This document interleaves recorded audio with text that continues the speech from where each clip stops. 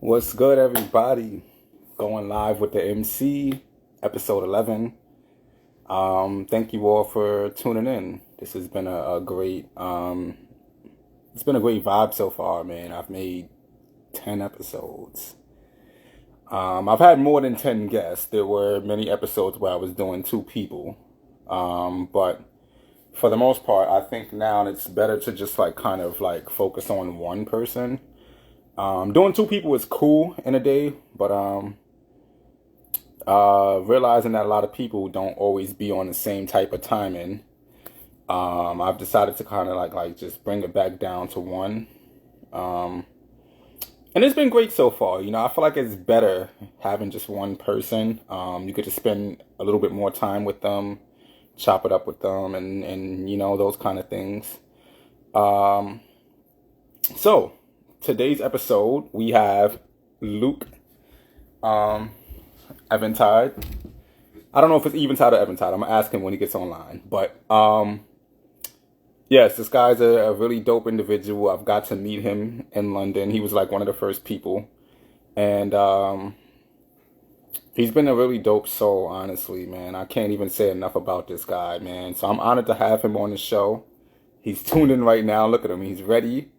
So this is my guy. And if you watch the I think episode 9 with Shiloh, we talked about Luke a lot, so this is going to be a chance for you guys to get to know who Luke actually is for himself. You get to speak to him, well, listen to him, but you get to know him directly. So without further ado, without flop, I'm about to add my guest to the show, Luke Eventide.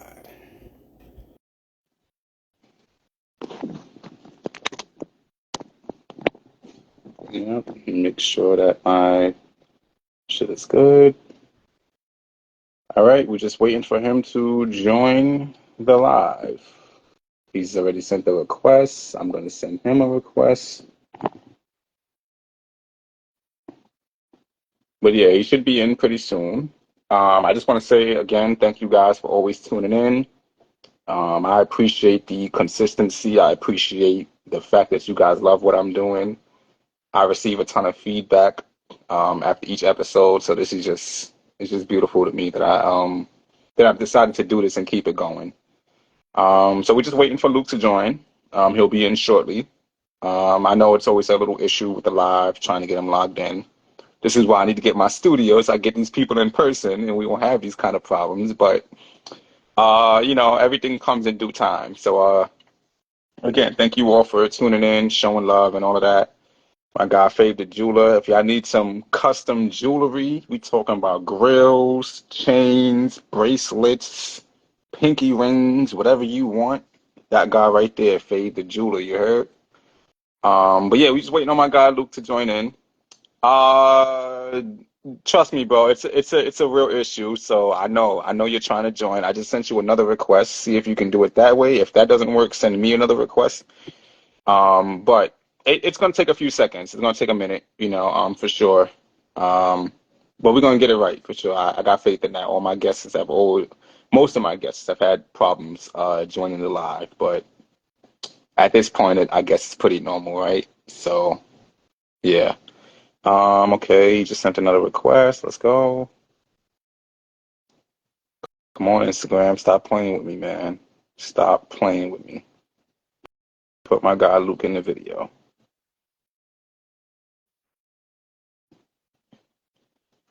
I accepted the request. I don't know what's going on. Normally, it would pop up like at the bottom where it would say, unable to join, but I haven't seen that yet. Um, I'm gonna send you another request either way. And I appreciate everyone's patience every episode because it definitely happens every episode. Um, we're gonna get him in there though. We're gonna get him in there. He's ready. He's already here. I don't have to exit the live and call him. Yeah, he's already here. Um, yeah, just waiting to get him in. Let me leave and join. Yeah, sure, definitely. However that works for sure. Um, yeah, this shit is weird. If I can find a better way to go live, I'm going to start posting these videos on my YouTube channel. I don't know if I should make a separate YouTube channel just for these interviews, or if I should just put it on my main YouTube with, all of my music and stuff. Sending a request right now. Also, if you guys that are tuned in have any questions that you would like to ask me or the featured guest, there's a little bubble right there with a question in it to your right of the chat bubble. Um, Feel free to ask me any questions. I will eventually answer the question. Because obviously I have my own little, topics and stuff to talk about. So yeah, just leave your questions. When I find them, I would definitely respond to them for sure. I'm looking at the comments as well throughout the whole interview. So um, feel free to ask anything that you guys want, even if it's a question pertaining to yourself, but you need advice from me or my featured guest. Feel free, ask the question. I appreciate you guys always. I'm not receiving a new request.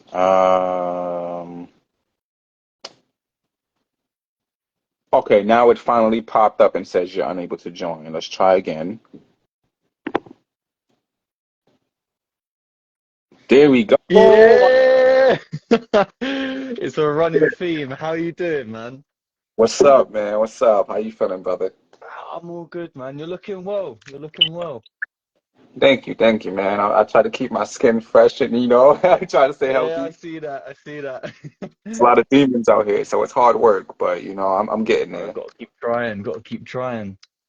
Yo, I love this studio setup, man. This is Yeah, beautiful. man. Got to come round to the Eventide shed. I It got is you, man. Eventide, not Eventide. You got it right the first time. Eventide. Is it Eventide? Eventide, yeah. I took the E away. I was like, it's got a nicer ring to Struggled for a long time trying to understand. it. Like I I just, realized you took the E out, but I see that you yeah. spell it on certain platforms with the E in it. So it's like, damn, like Did I? I tried to figure it out. Yeah, Oh no, I think on one of my tracks, a little bonus thing I put on one of my like my private version of the album. I have like the Eventide, which is sunset, but that's about it. yeah. Nah, Eventide it is. Luke Eventide, guys. Welcome to I'm the show, here. man. Hello everyone. See Marvin Uh, and my brother Reese is here. no doubt, no doubt. So the first thing I want to get into, you're sitting in the studio. Where did that come from? Because you didn't really have a studio when I met you. You were just like kind of in your I, bedroom. yeah, I used to have we're quite lucky. We got quite a decent sized garden and everything, right? So before I would just live obviously in my room, it'd be like a tiny, tiny little studio. I had these like 3, 4 inch monitors, like a £30 mic and everything. I've always recorded in my room, always. And then my dad decided to build like a little pad, mainly for himself, like upcycled materials and stuff, because he's a plasterer and that. He built this.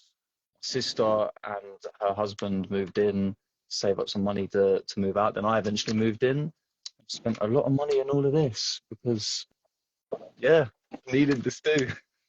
That's dope, man. Yeah, man. Next time you come over, you got to use the home studio. Oh, I'm there, bro. Trust me. You ain't even gotta ask Yeah, me. All I needed yeah, was the bro. invite. I'm definitely there, man. I You can't got wait the to invite, but the yeah. VIP deserves to be here.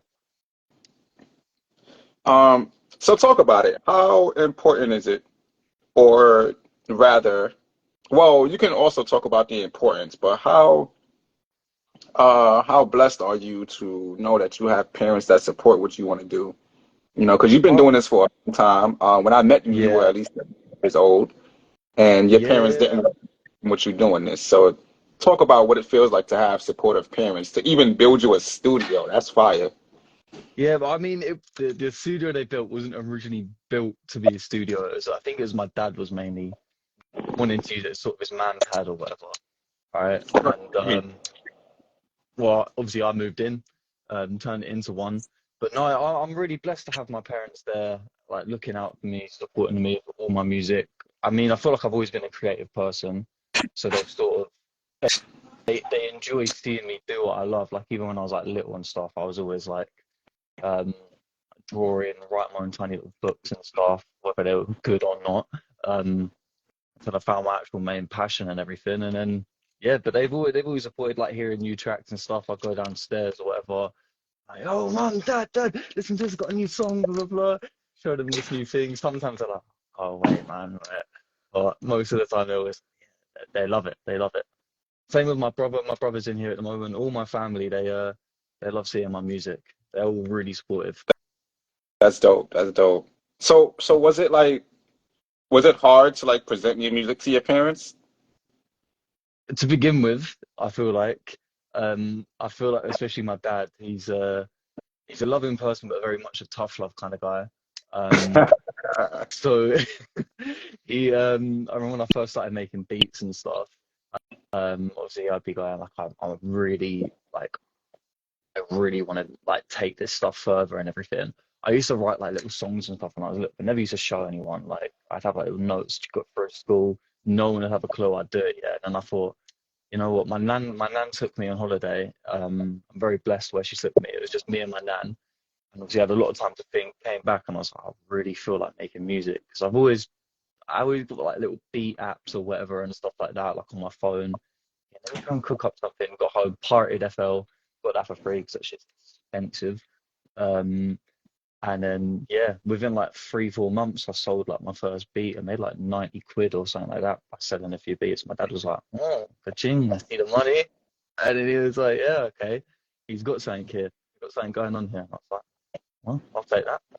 Nah, if I must say, man, you are a dope producer. Um, Thank you, I appreciate that. so did it like all start on phones for you? Like, was it like just like you just It started didn't making start music on your phone? like I bought like a well, didn't buy. I downloaded like a few apps like throughout school and everything, and like they weren't like proper producer apps. They were just like, okay, throw a loop here, throw that there. Oh, I tell Right. you what, for some reason this crazy memory just popped up in my brain. There was this one thing right on the old Xbox 360. It was basically a DAW, yeah, on the Xbox 360. I used to try and make like really shitty dubstep when I was like 13. It was so bad. It was literally you throw loops together, but no, it didn't start off on the phone. As soon as I pirated FL, I just went, wow, I was like researching every single day, just cooking up beats. Yeah, I was just absolutely mashing it. That's dope. That's dope. So a lot of people don't know this. Uh, but there's a verse. It's no longer like I want to release it as a song, and I did release it as a song at first, but I kind of like deleted it because I felt like, a lot of people didn't uh give it much love per se. But Yeah. when I perform this thing spoken word, people love it, and they don't even know that you're behind the production. So So the which song is name of the it? track is Top 50. It's the song where I'm talking about all the rappers. Oh, Top Where 50. Yeah, yeah, yeah. I've seen you perform. yeah. I remember trying to be a young thug. I was rapping 2 Chains, and I had some Yeah. group 50 cents in my name. A lot of people don't know that you are the person that produced the beat, and mostly because they haven't actually heard the verse on a beat. I had it on SoundCloud Yeah. for a long time, but it didn't even get any like recognition. Like I think it only had like Yeah. maybe 30 days, and it's been up for like 4 years. Yeah, about 4 years. And I Yeah, just wasn't getting any 4 years love. since. Yeah, yeah. So I kind of like decided one day to just say it out loud without the instrumental. I guess because at the time I didn't know how to separate music from like the lyrics from the beat per Yeah, se. it is hard though. Yeah, for sure. And for a minute, before I knew about performance tracks, I always just like basically stuck with the instrumental. Yeah, yeah. But for some reason, whenever I went to shows, the instrumental never loaded. So I kind of like had to like know how to memorize it. And I remember one of the first times I performed it, I think I was actually in London. I performed it for like the first time, like all the way straight through without forgetting any lines, and everyone blew up in the crowd. Like everyone was just like, "Yo, what are you Bro, when I doing?" played it though, it's crazy. I'd be going mad to that. Yeah, nah. So I just want to thank you for being a huge contribution to that. You also have another song that you produced. by me called 10 p.m. in 10 London. p.m. in A London. lot I of was people waiting don't for even that. know that song exists. They think Mr. Unexpected is the only song that I've like actually shot a video to in London. Uh, But the music video to 10 p.m. in London, so good, man. I always yeah, forget that was like that was when you first came London when we went yeah, to Dan Blake and Wembley. yep. That was around that Uh, sort of time. Yeah, yep. And I was basically just trying to figure out how to get around the area. But I was yeah, blessed. Like it's so crazy. I was just meeting random people, and normally random people are scary, but like these people were just kind of like, "Yo, man, I could tell you're a cool person. I just want to show you everything around here," yeah, And that's pretty much what it was. Like these people just genuinely, randomly popped up in my path while I was out there, and just like wanted to show me around. yeah. Um, so to I guess make that make sense how I ended up in London, do you want to share with the people how we met? How? Oh my God, that was mad. So there's also a backstory to this as well before you even come to London. So I think you was definitely one of the first good, like genuinely talented people to pick up on my music and like my production and everything was like, yeah, man, like I'm fucking with what you're doing and everything. Even when my beats were arse and my actual lyrics, in my opinion, you always tell me not to say that, but in my opinion, I was not that great. But you saw something in me, right? And obviously, I very much respected all of your music and enjoyed your music.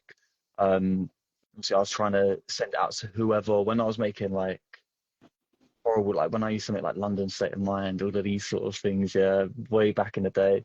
Was it me and you? I tried producing for you quite a lot. We tried making songs together, and you said you was coming London. And I was like, all right, cool. Well, we definitely got to see each other. Um, and obviously, you flew out. Usually, what happens when you go to another country.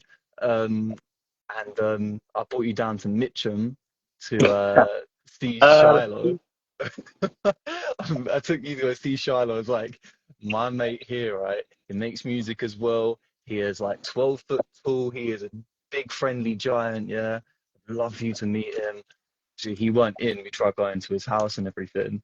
Um, but instead, I was like shouting everyone. I was like, "Oh, where's some other music people? Who's trying to link and everything like this?" Yeah, no one was out that day. And then got hold nobody. of my mate Smithy. I remember went and met Smithy and I think probably a few other people. So it ended up being like me and Smithy. We smoked up, just had a good time, and then yeah, introduced you to my part of London. And then we obviously went like Wembley and everything, and done the little radio interview and everything. That was a cool experience, man. Thank you for bringing me along to that Wembley experience. No doubt, no doubt. So to further connect your backstory, hey guys, hey.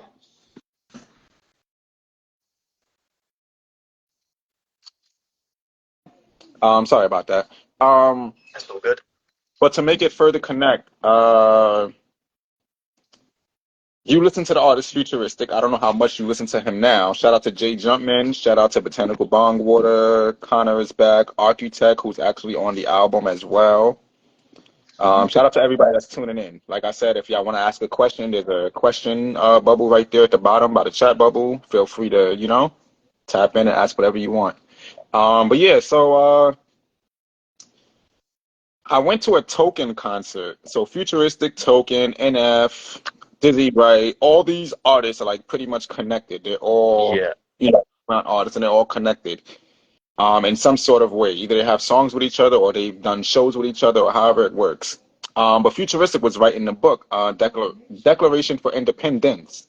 Not yeah, independence like being by yourself, but independent artists, so to speak. yeah, For those that don't know about it. So I realized in the comments, well, the caption was comment a question you think I should add into the book.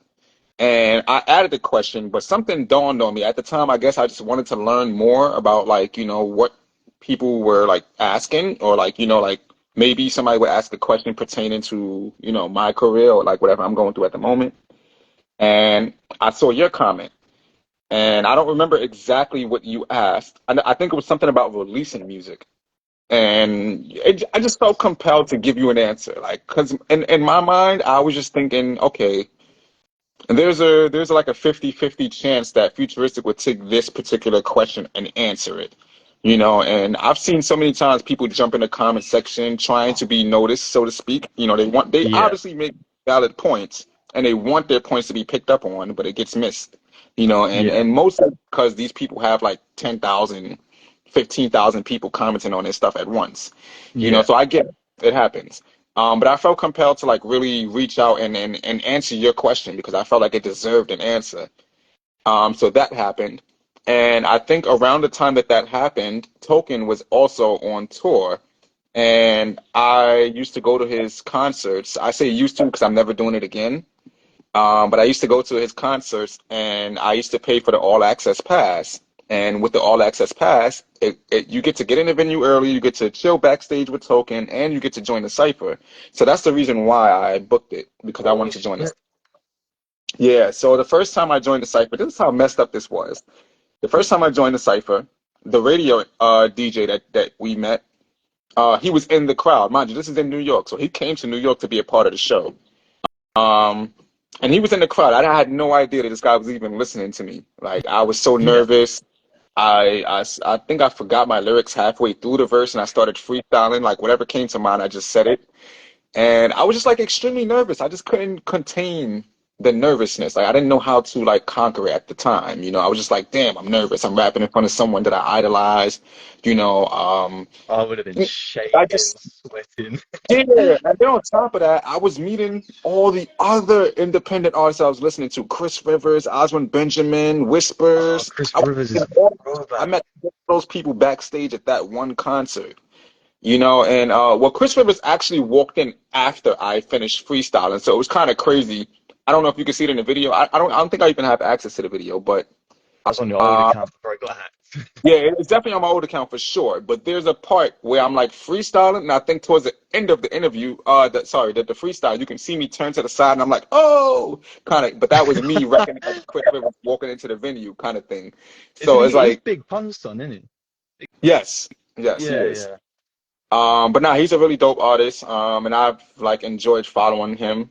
I was actually a part of a collective called Stock Block. They opened up for Chris Rivers a few years back before meeting him that day.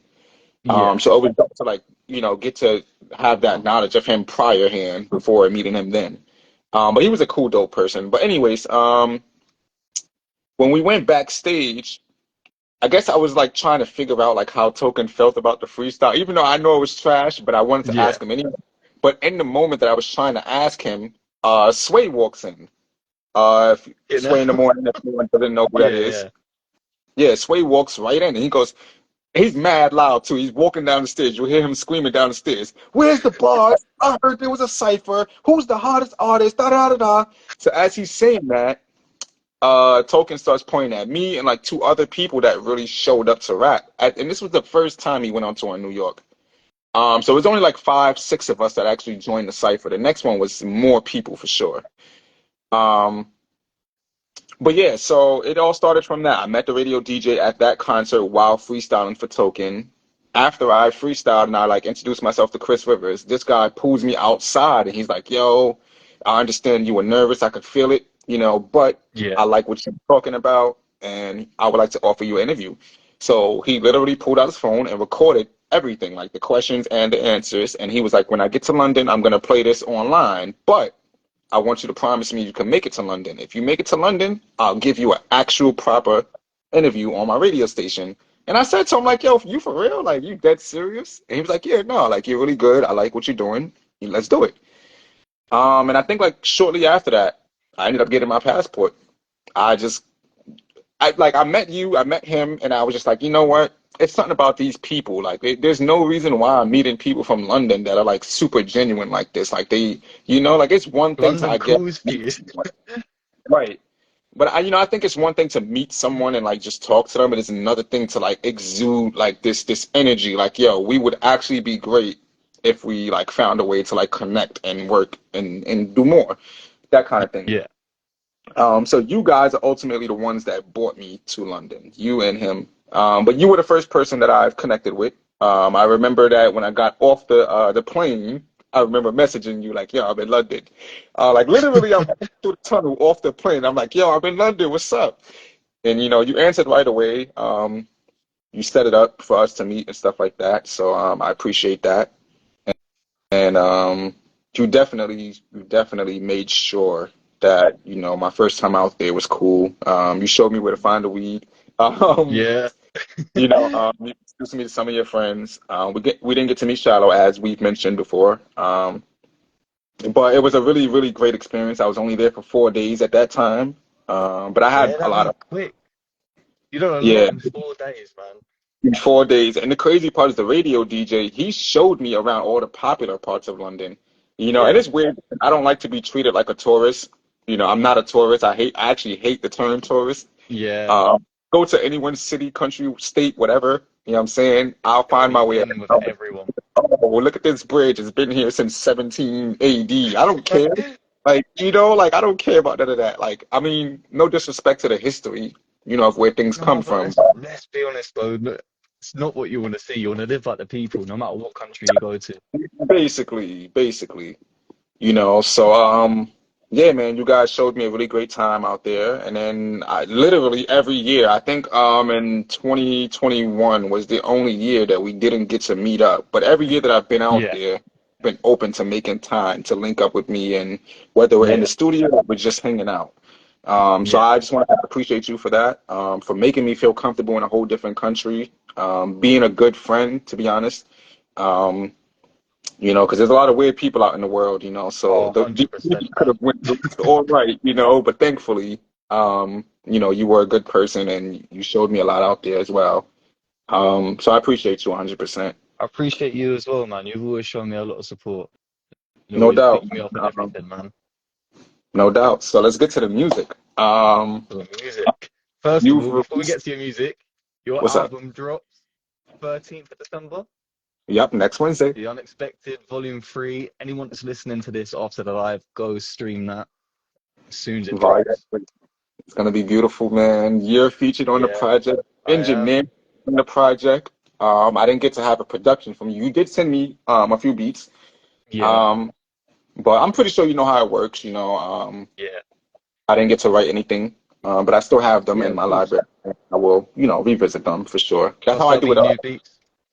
Yeah, yeah, for sure. And then we got new stuff that we're working on, so it's Yeah, we always have a connection to work, so I'm not even yeah, worried about exactly. it. But I'm just blessed to have you on the album for sure. And Well, I'm glad to be a part of it. before we get into your music, let's talk about that track. Excuse me. So I talked about it with Shiloh when I had him on Yeah. episode 9. Um, but from your perspective, what did you enjoy about that session? Like, how did you, I guess, see it all coming together? For the whole, that was actually a really fun session, man. We was basically there just to record mainly your stuff. I think Shiloh wanted to get something done. He didn't end up getting it done. Um, but no, we was mainly recording your stuff, and then obviously Shiloh does what he does in every single session. Some Hmm. beats, man. Yeah, go ahead. And he played this one. Usually he plays a lot of beats, right?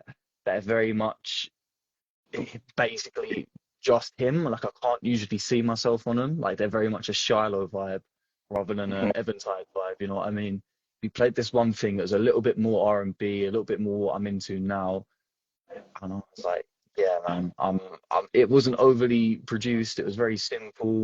There's a lot of that we could work with. So you go through your struggles with that girl and everything. Um, at the time, I'd recently broken up with my ex. So obviously we just put that energy onto the track. I think we wrote it out in like the last hour of the session. Yep, And you literally. recorded your bit. Yeah, you recorded your bit there, and then I went home, recorded mine right here. Yeah, bro, that was I came up. I don't know how that was a really good verse, man, from both of us. Really proud of Man, my verse as well, you bodied that, man. I'm proud of your verse, to be honest. man. Like I don't have a lot of songs where I work with other artists. Like there's always been like the same artists. If I've worked with any Yeah, artist, it's been like the same artist. With like very few variations, very few yeah, differences in who I pick. But um, I guess I just always grown accustomed to working with particular people. And not for nothing, I've received a few half-ass verses before from people, Yeah. or or people just literally didn't take it. Like for example, there's a song on the album called Knock Knock. Yeah. Uh, Before I got the person that's on the verse, I've reached out to two other people. And I sent them like at least four different instrumentals, and that knock knock instrumental was the one that they all picked. Yeah. So from I was just like, I guess I didn't really even know how to write a song to that at first because I didn't have no song at all. When I found the artist that wanted to join, I wrote the verse same day, sent it to them, whatever, and they enjoyed it, like fully enjoyed it. They came when I said they hit me back with the craziest verse ever. I'm just like, wow. That's Um, when you're happy though. It's that mutual respect as soon as they throw Yeah, something yeah, decent yeah. over. No, for real. For real. And just listening to the album, just hearing what everyone has done, it's just like, yo, this is sick, you know? And then like the fact that you and I were in the studio, there's only a handful of tracks on that album where I was in the studio with the artist. You know Yeah. what I'm saying? Out of what? I think there's 16 tracks on there. Well, 14 because two of them are skits. Out of the 14 tracks, I believe about maybe six of them, five or six of them, where I was in the studio with the artist and we got to Yeah. record it though, just like kind of like over the internet, obviously.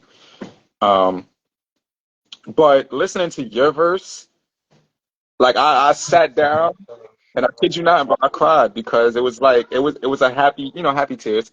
Um, but like listening to what because we had a whole conversation in the studio, Yeah. along with chicken wings from KFC, with like my phone blowing up and stuff like that. We still found time to have a certain conversation in the studio. Yeah.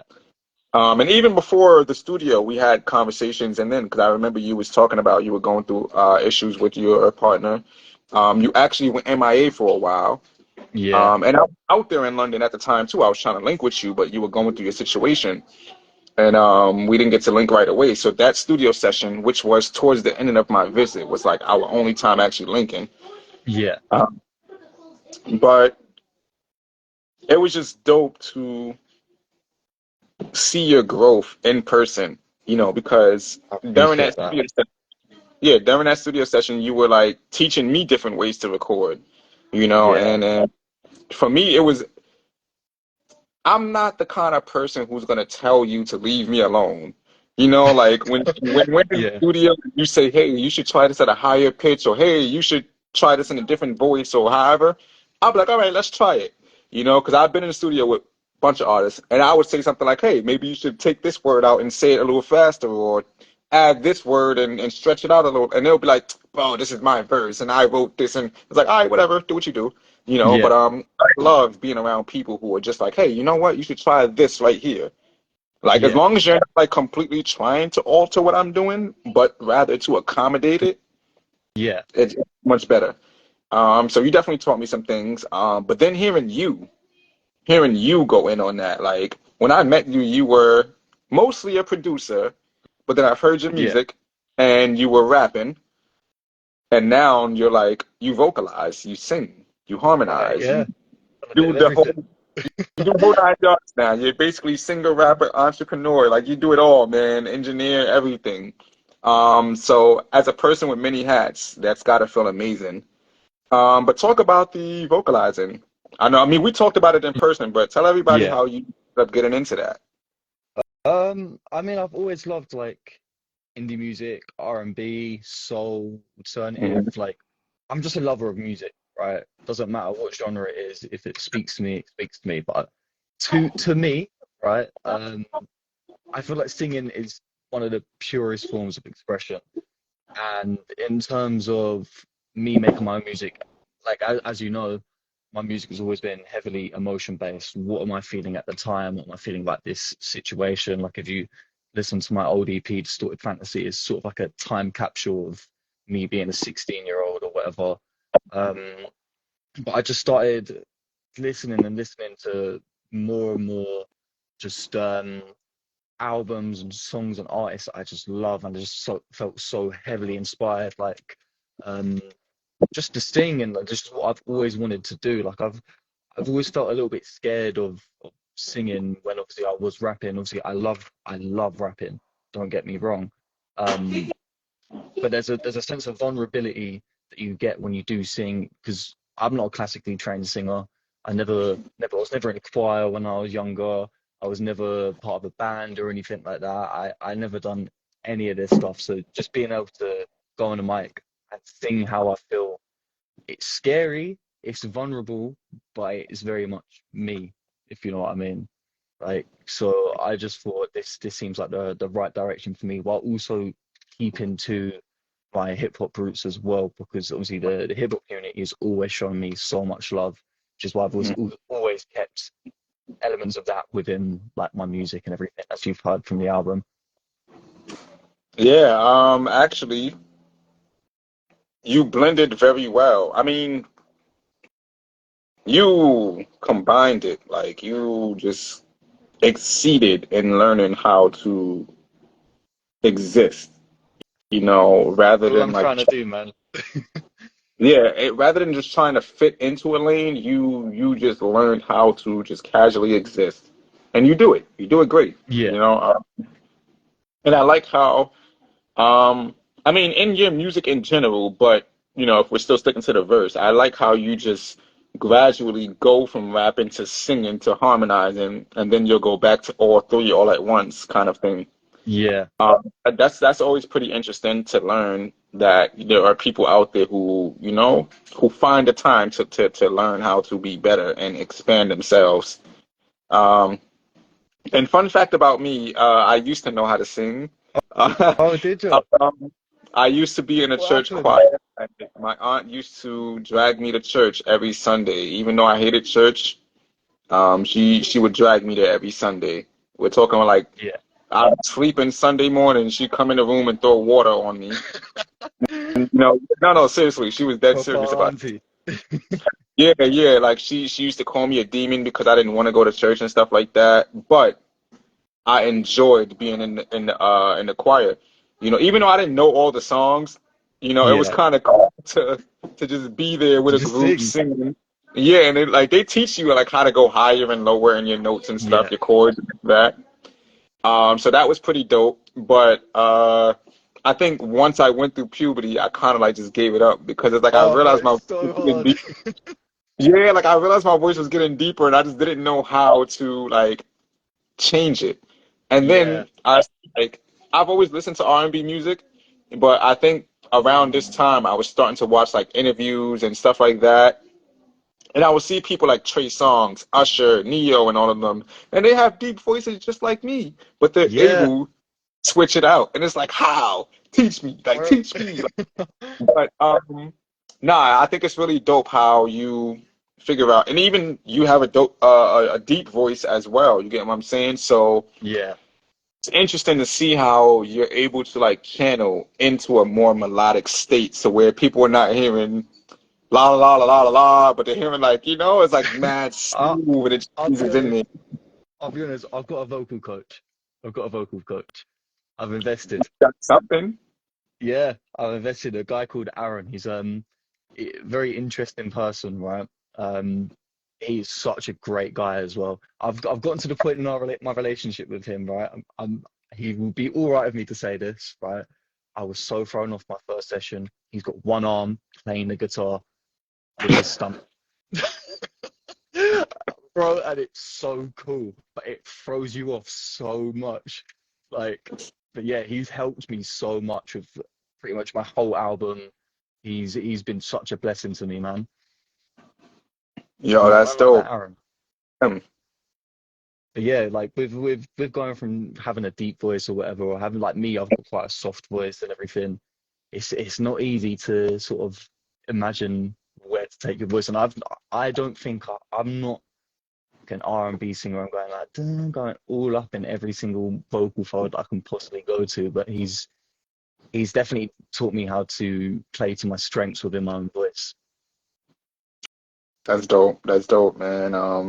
I feel like he deserves a key to the city or something, man, because he's helping a lot of people, man. And Yeah, you're like his latest, greatest examples, because you really took off running.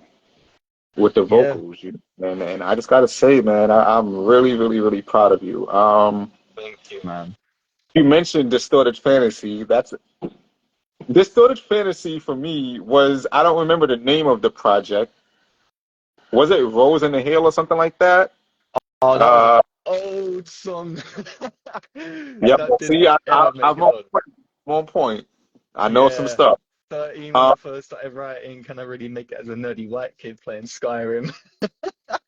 yeah, But remember the name of the project, but you that was a project you was trying to put out a while ago. yeah, Um, and you ended up pulling a Dr. Dre. It never came yeah, out. scrap the whole thing. I had like 15 tracks and I No, went, I'm not nah, gonna lie. I was like, damn, where's this album? I don't know if you remember, but like every other week or every other month, I would hit you up like, yo, where's the project?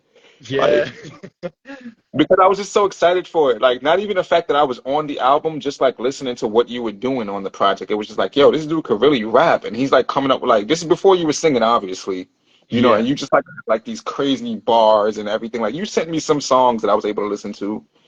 yeah. Um, and it was just like really dope to like hear it because like in London, I thought people were just all about like sipping tea and living in their castles. Bro, I still So be sipping my tea. yeah, yeah. I mean, honestly, I didn't know too much about London before going there. Obviously, Harry Potter was like my driving force for going there. I wanted to find Hogwarts eventually. But like just meeting, you guys out there and seeing, that there's like much more than just a fucking imaginary magic school. Yeah, It just like really opened my eyes a lot more. And I like really enjoyed being out there discovering you guys. But that project right there was like really, really, really wonderful. Um, thank you. what was it? 5 tracks, right? It was 5 tracks. Was it five? I think it was six. Was it? Wait, so there's Empyrean, Distorted Fantasy, Runaway. No, it's five. It's five. Yeah, Right. five Okay. track EP. It's a track EP. It's a mixture of songs, raps. All the songs are a mixture Yeah, of and rapping. And you just have like this really, really, really dope way of like expressing yourself in your music.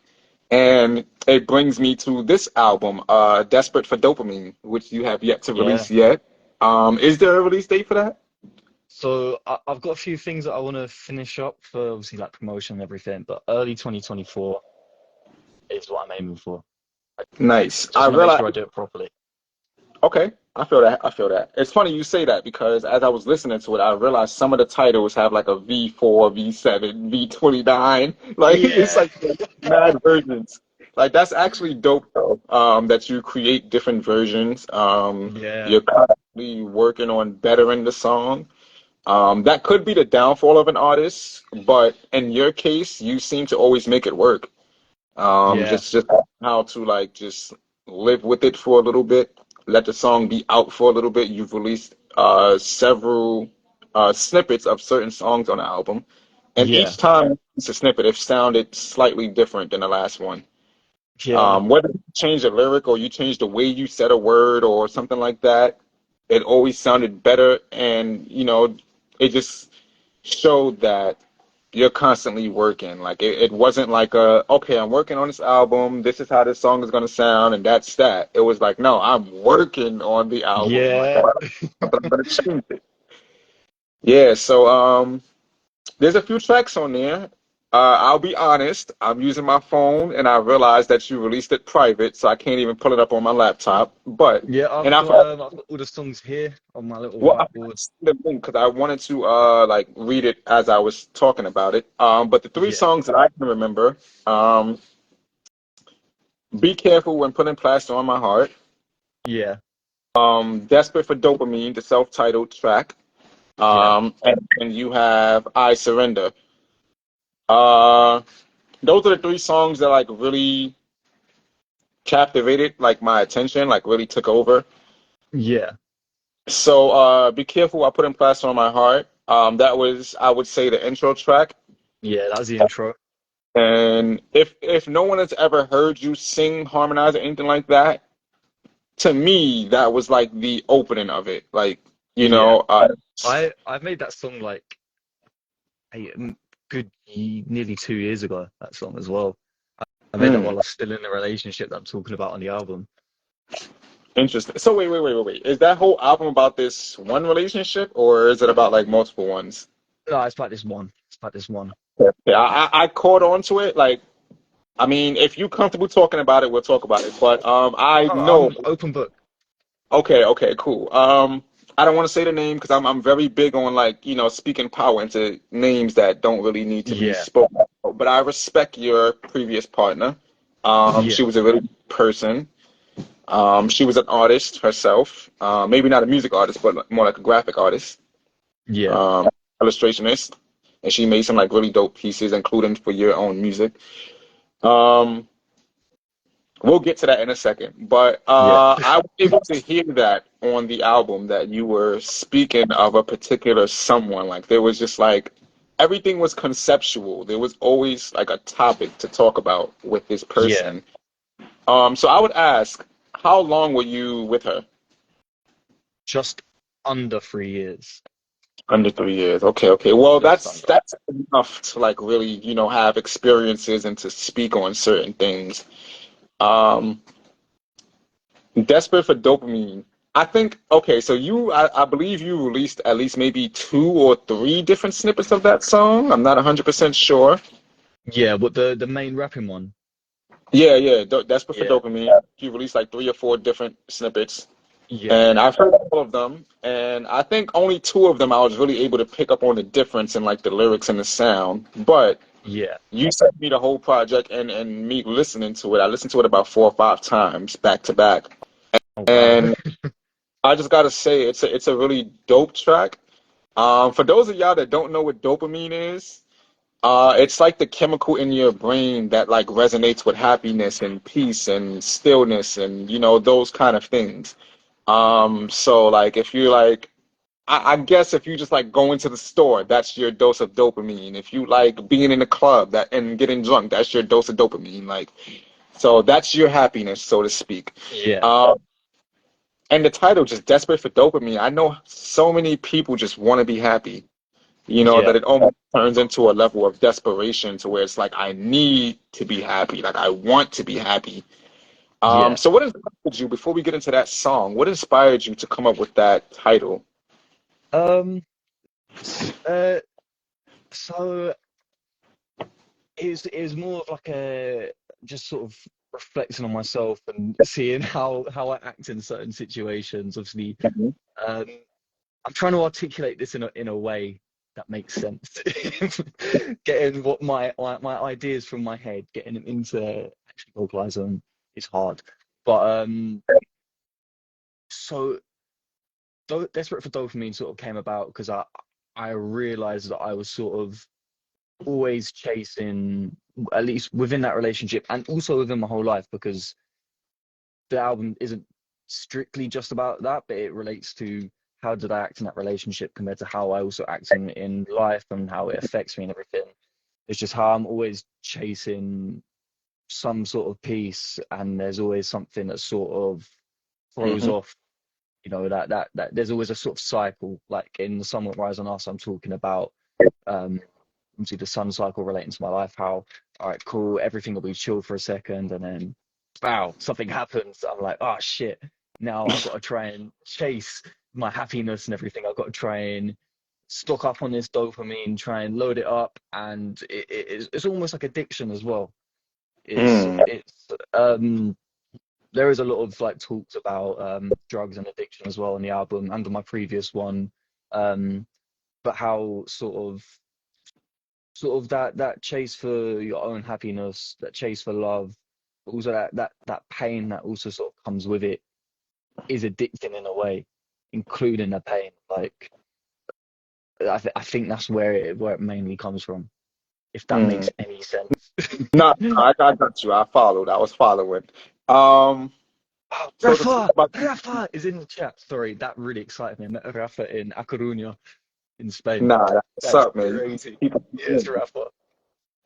you got some people tuning in, and that's dope. I'm glad that you have people that's like, checking for you, kind of thing. Yeah, appreciate Um, everyone that's here. no doubt. So to get into the track, I think maybe the third time I listened to it is like when I really picked up what you were talking about. Yeah. Like you know that the first two times I caught on to it, but the third time was like really okay. I understand now. Now, what really caught my attention was that it sounds like there are two different beats. It sounds like Oh, yeah. half of the song you're rapping or singing one way, and then the other half of the song you get into a whole nother feel slash emotion, and it's more heartfelt and painful. Like I can Yeah. hear the emotion in your lyrics, and I'm just like, damn, my boy was going through it. Like I could just, I can hear it. I can hear it.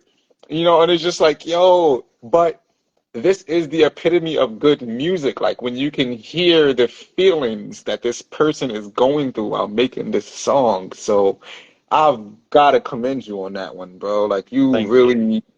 you really went off on that particular song. All the songs were really great, but that one, and I can understand now because I think at a point in time, I always wondered why every time someone has an album, there's always a song on the album that matches the title. Yeah. And somehow, some way, that self-titled song slash album title is always the hardest song on the album. You Do can you look at think? any album you want. If there's a self-titled track, you know, that derives from the album name, that track is the hardest. So Oh, I mean, listen. From my opinion, and yeah. I'm from the It's era definitely of listening to debatable, but albums front to back. You know, I listen to albums front to back. I listen to everything. I'll listen to it two, three, four times so I can catch the lyrics and understand what it's about. I'm one of those people. So yeah, nah, just listening to it, it just kind of like just kept the cycle going on that you know people maybe don't know that this is going to be the hardest track on the album, but they make I sure it don't. happens. I don't know whether it's because this is the Desperate for Dopamine is a track I am most nervous and scared of putting out, but in my mind, I'm thinking that's not going to be the track that people are going to love the most. Mm.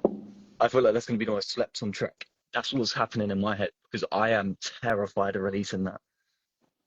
Like, I'll be honest, it was the first song. So obviously the first song that I made on that whole album was "Be Gentle, Putting Plasters on My Heart," but that was before the album was even a concept. And then I Mm. kept that song, and then the start of the entire album was "Desperate for Dopamine." That's the first thing I wrote when I came out of that relationship. It's the rawest, just I'm not trying to do anything too crazy on it. Wrote that verse and wrote both those verses, and it's just so raw and vulnerable that I'm just terrified, man. I'm terrified. Nah, I The feel that. thing, I feel that.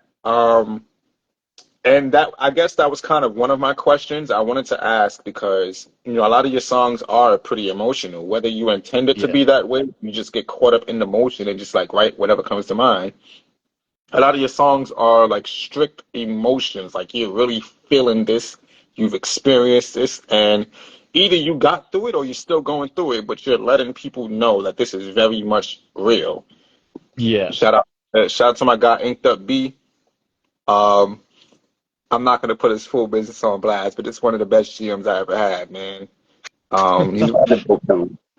And we got to get our rematch in basketball, but you know it is what it is. He gonna laugh. I bet you gonna laugh at that too. I bet you.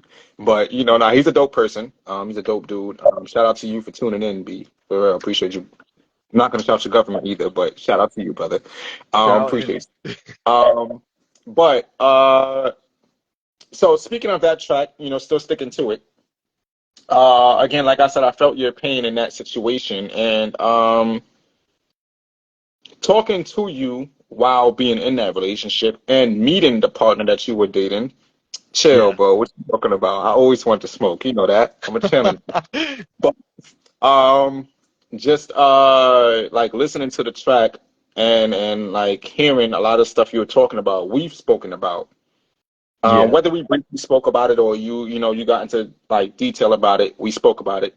And for me, I think it's beautiful to like listen to music and understand the lyrics. Yeah.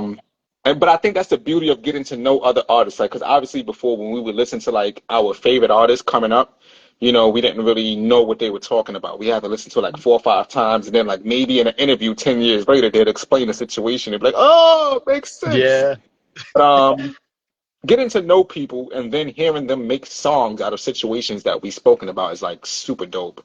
it's Um, weird as well. It's like, wow, you it's just weird. let It's me weird. inside It's of your weird. brain. Definitely weird. So the question I wanted to ask is like, aside from you being nervous to share these kind of stories, do you ever think like, damn, this person's gonna hear it? Because Um, yo, I have a song called what's it called? Like Me. It's called Like Me.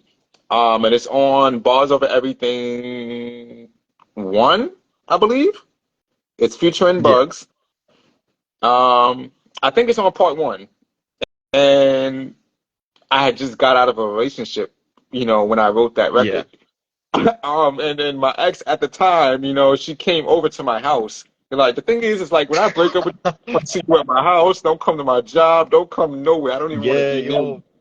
You're But the thing with my mom is like I'm very like low key with my relationships, and I think it's because I haven't really like felt that trust and comfortability in a relationship to be like, okay, this is my mom, this is my family, and this is yeah.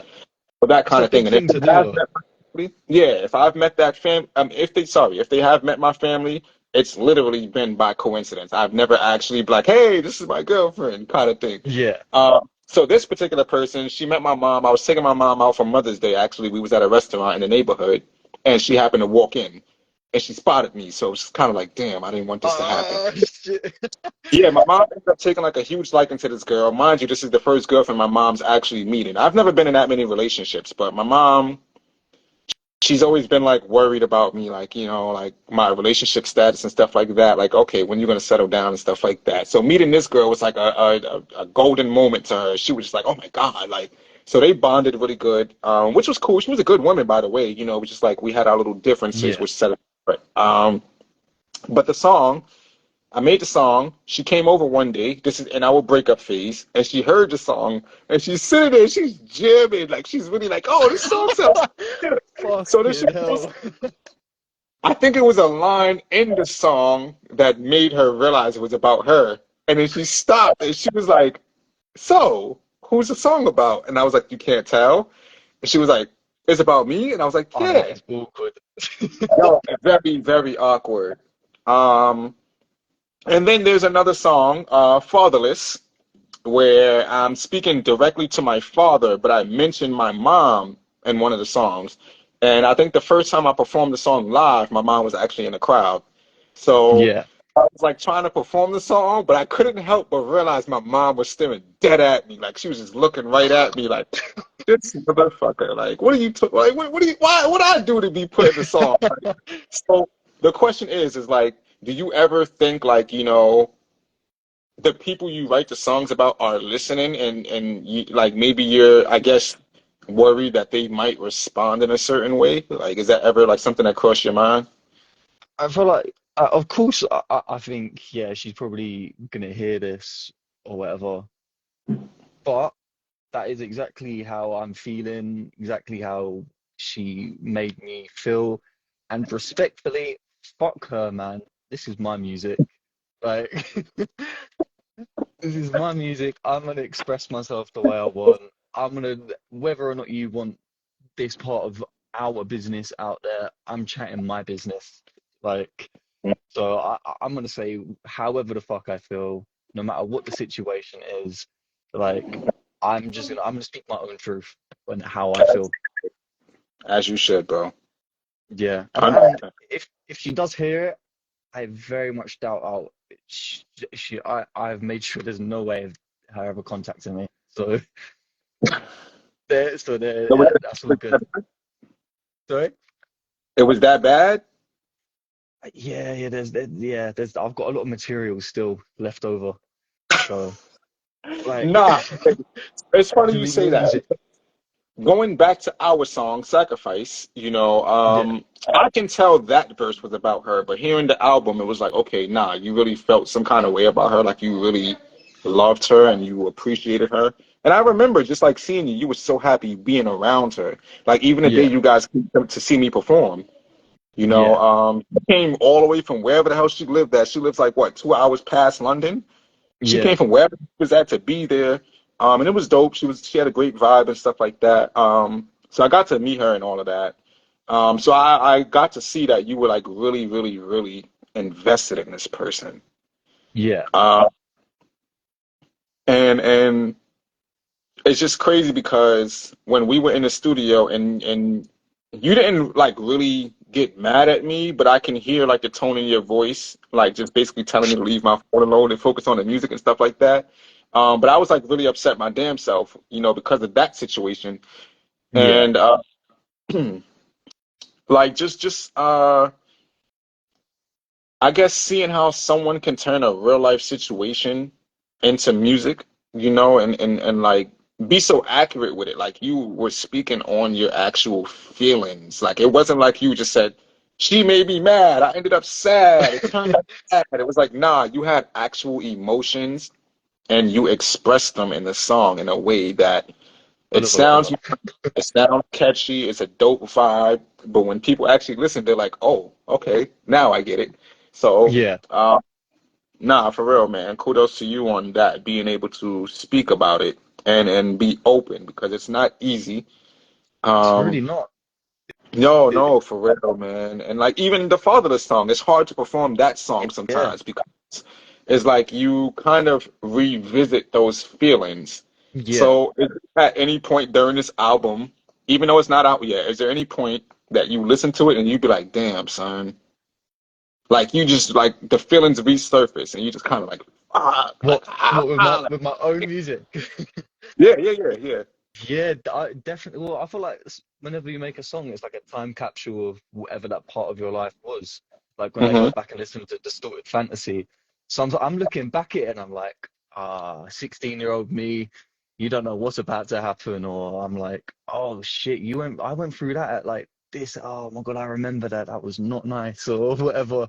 Like with like Comfort Hero and stuff. Obviously, that's all about my dad and everything as well. Like I've got a song about my father. You got a song about your father, that it really does put you straight back like to exactly where you was. And with I try and make my music very emotional, so Mm, I'm like, oh wow, that's exactly how I felt and I can feel it now coming through my track if I've done a good job on that track. mm. So wait, that's your goal to like make your music emotional? uh yeah, I make music to my emotions, so yeah, I want people to feel something, whether it's the exact same thing that I felt. I'm making how I feel. That's Like, sick, man. That's really sick. Well, you understand it, but I realize being in London, our lingos may be the same, but they mean different. So when I say uh sick, I mean that's really weird and crazy. But when you guys say sick, it's a good thing. It's that's like, good. yo, that's Six good. actually dope. So, yes, I'm glad I'm using it the correct way. Um, Okay, you're but not yeah, calling me a no, sick, twisted man, no? yeah, right.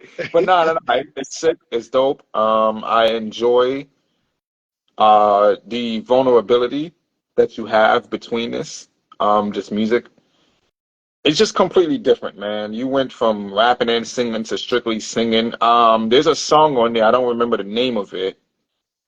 I think it's right before Desperate for Dopamine, where Someone rising us. I think that I you believe so. have I believe something so. you Yeah, yeah, yeah. So uh, you started off yeah, the song with country vibe, and then you pick it up where it's like you're not rapping, but you're like going in like a harmonizing way to it yeah, sounds like you're rapping, but you're going on with the beat. And just hearing stuff like that, it's like, okay, he's not even rapping at this point, but it's still coming off as a vibey hip hop yeah, feel. You can understand the atonement of, the direction you're going in. yeah. Uh, yeah, nah, That's so my that's, favorite track on the album. yeah. Yeah, Someone And Rising I, Us. That is my favorite track. you definitely went off on that. What was that, version 7? Uh, yeah, What's yeah. up? I think that. No, I I'm a think version version 7 2. was I Surrender. I think that was my fourth version of it, full final Okay. version of it. I Okay. rewrote that whole song as well. So Fire.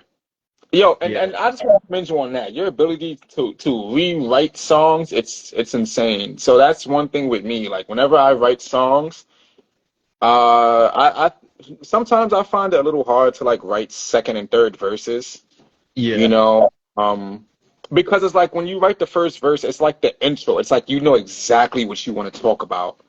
And then when yeah. you get to the verse, like, damn, did I speak about all of it in the first verse? And which I've learned, I've been watching like certain interviews and they say like you kind of want to space out your topics and stuff like that. You don't want to talk about Yeah, everything in the first verse. and also Uh, keeping the narrative consistent within the first verse and the second verse, that is hard.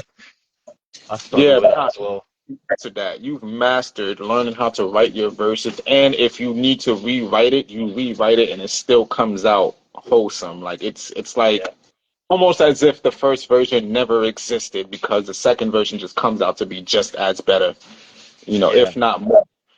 Um, so yeah, man, kudos to you for that. That is Thank you, man. a unhinged and unrecognized skill that a lot of artists do not possess. What do you want to hear, Queen Glow? Let me know, and I got you. But nah, you're really dope, man. I feel like you definitely deserve your flowers as an artist for sure. I really Um, appreciate that, man.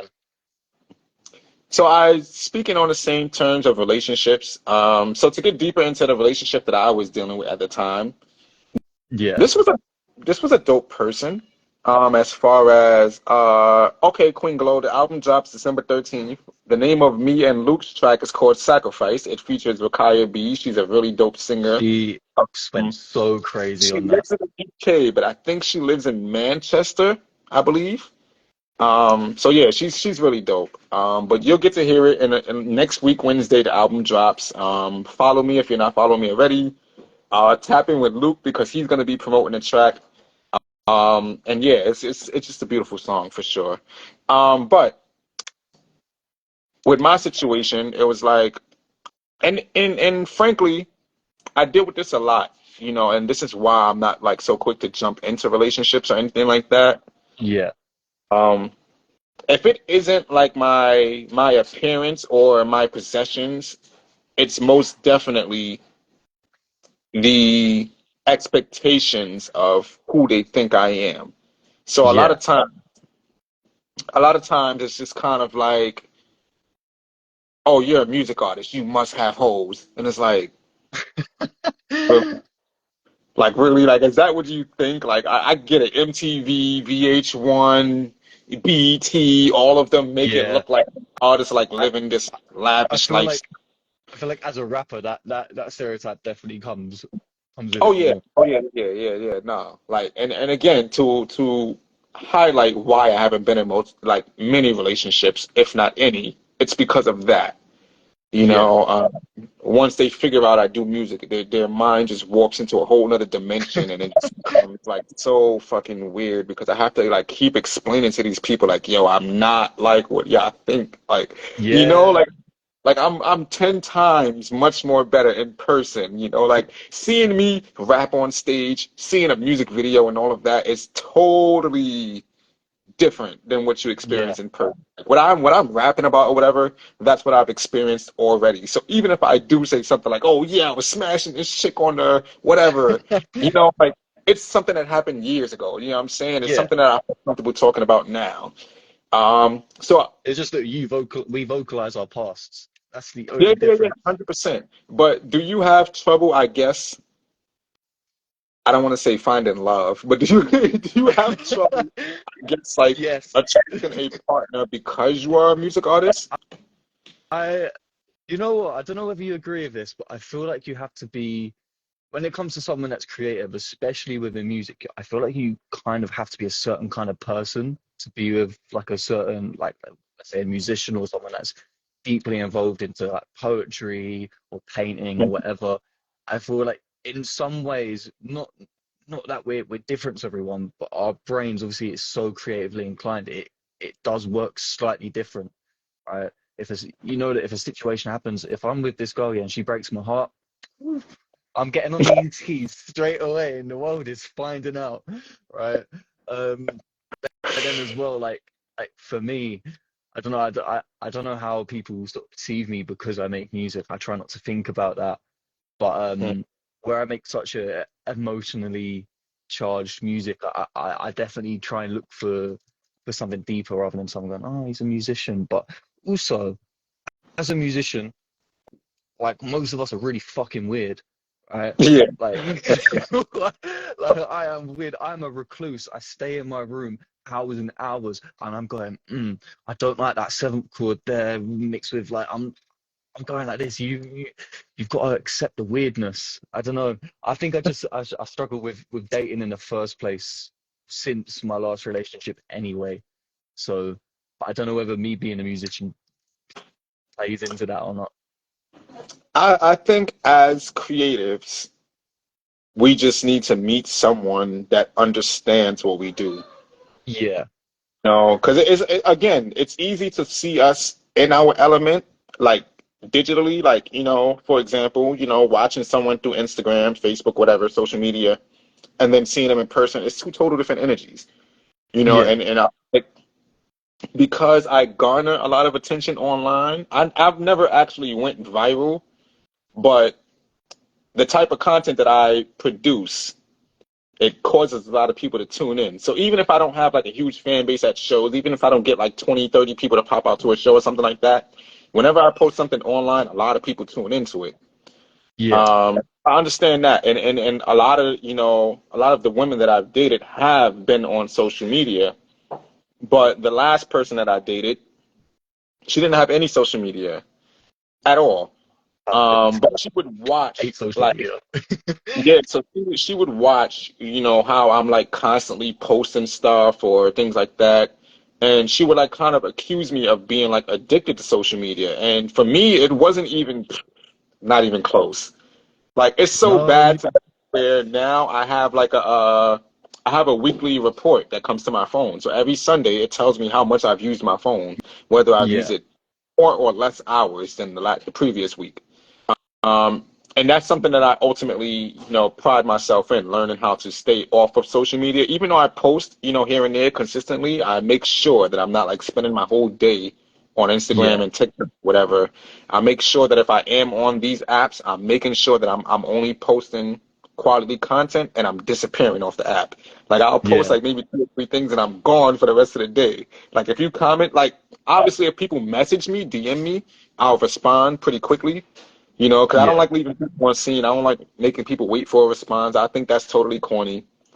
But she would watch that, and she eventually accused me of being like addicted to social media, and that also fueled like her insecurities to say that I had all these women liking me and stuff like that. And another thing too is, which I'm pretty sure you're pretty good at, you're good at being platonic. So like if that's how the relationship falls, that's how you yeah, fit. And yeah, and for me, I had to learn that myself, because it's like me personally growing up, I didn't get a lot of like, compliments. There wasn't a lot of women like flirting with me or anything like that.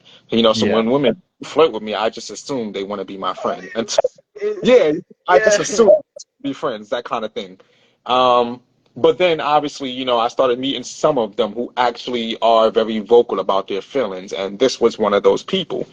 But just dealing with her in general and hearing how she would complain about certain stuff. Like I've never really brought any like women to my show. If you ever see me with a woman at my show, it's most likely family, like my sisters, my cousin, yeah, my mom. You know what I'm saying? I don't bring any women to my shows because I don't want to deal with that weird, because it yeah. might just, I might know this one female singer and then I might like go to give her a hug or something. You'd be like, oh, well, you've been hugging her for like 5 seconds. That's like longer than the last hug the last female. And it's like, but why are you She just watching comes in someone? with a stopwatch, like, Yeah, yeah, no, no, no. Seriously, seriously.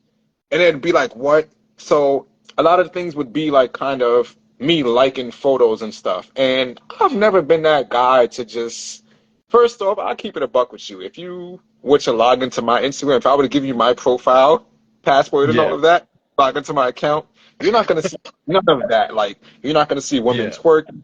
You're not going to see nobody posted in naked bikinis or whatever the case is. You're not going to see any sync photos, none of it yeah, because it's like I genuinely like to tune that stuff out. Like I don't want to be yeah. distracted. That I'm is a like that just as well. yeah, If yeah, you yeah. go on my So, phone, you expect to see like people with their ass out and everything. You're gonna be well disappointed when you see someone playing like some Midwest emo guitar. right. And there was this, so also, if anyone doesn't know, I do edibles as well too. So I have a whole nother page that focuses on the edible business. And with the edibles business, whoever I meet, I meet. You know, I'm not judging nobody. So earlier this year, I ended up meeting this. I don't want to call her a porn star, but she was very, you know, Like uh, OnlyFans. Or if you want to say that, yes. But she was definitely active on that scene. You know, yeah, and I met her on the beach, you know, because I saw a lot of my stuff on the beach, and you know, it was like mad cool. She was a dope person, you know. I didn't look at her like, oh, she's naked, I should try to shoot my shot. She was really a yeah, dope human, you know what I'm saying? yeah, Um, but it was just the thing that she was naked, you know, kind of thing. So like when I yeah, followed her on Instagram, she followed me. I liked a few of her photos, but that's how I am. Anytime I follow someone, yeah, I'm liking a bunch of their photos. I'm looking through their profile, seeing what they're about. yeah. Um, So this girl that I was dating at the time, she saw that I ended up liking this girl's photos, and she went on a whole rampage. Why are you liking this girl and she's half naked? Blah blah. She went through the whole thing. So my thing that I want to ask you is, have you ever dealt with a situation, whether it was Yes. with your previous partner or whatever, where they kind of like just tuned into your socials and were just like, this ain't it.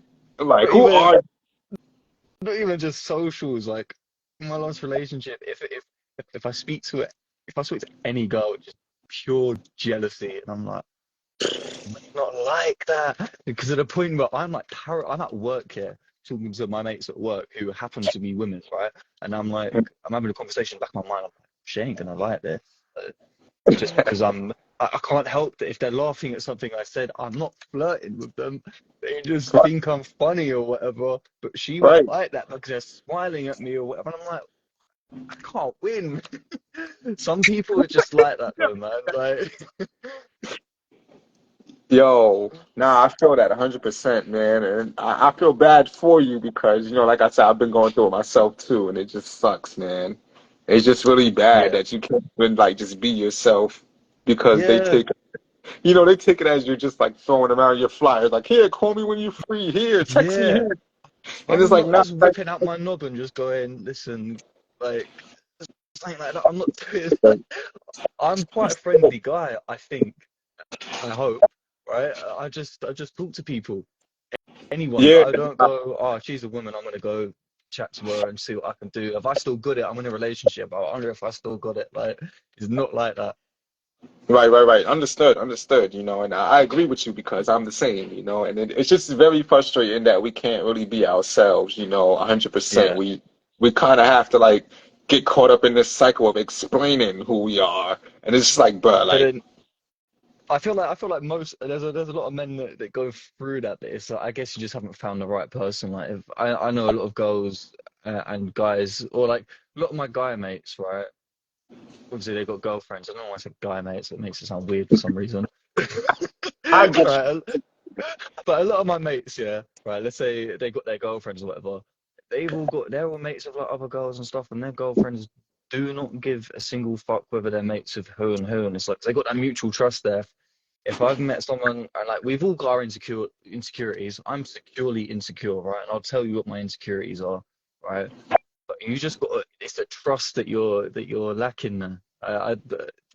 I just don't understand that. If I can trust you with going out and speaking to this guy or whatever, and I know that you haven't got any bad intention, why do you think that with me? And then it builds up that cycle where, okay, you think I'm talking to this girl in that sort of way. So now surely you're speaking to the guys and that sort of, it just builds that jealousy, at least from my perspective. Yeah, I get it. I totally get that. Yeah, nah, it's difficult being a artist, and But strictly focusing on your craft and just networking.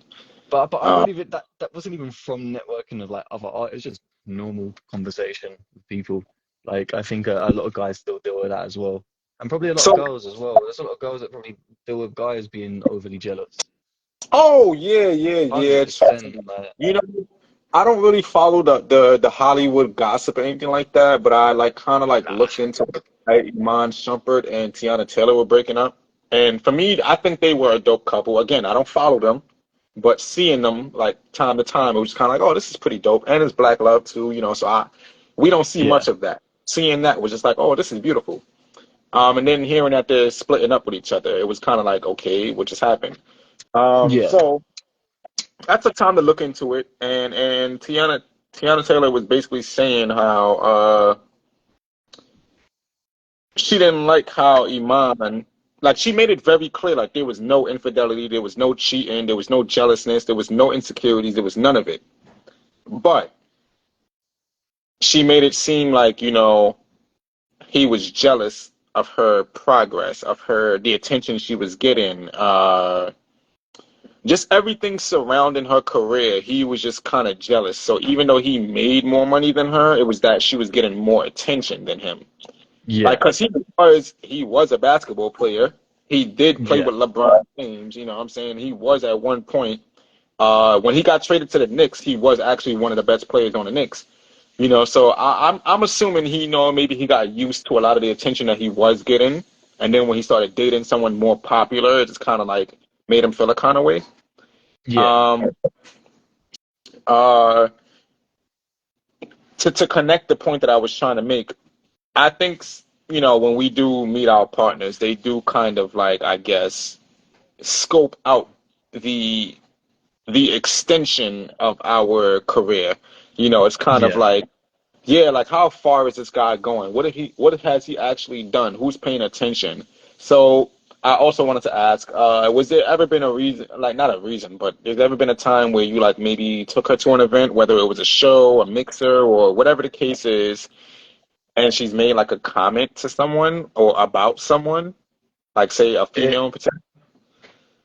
no, I couldn't really bring her around other female mates. I mean, again, like bring her to, I'll like just say for avoid that. example, you came to my show.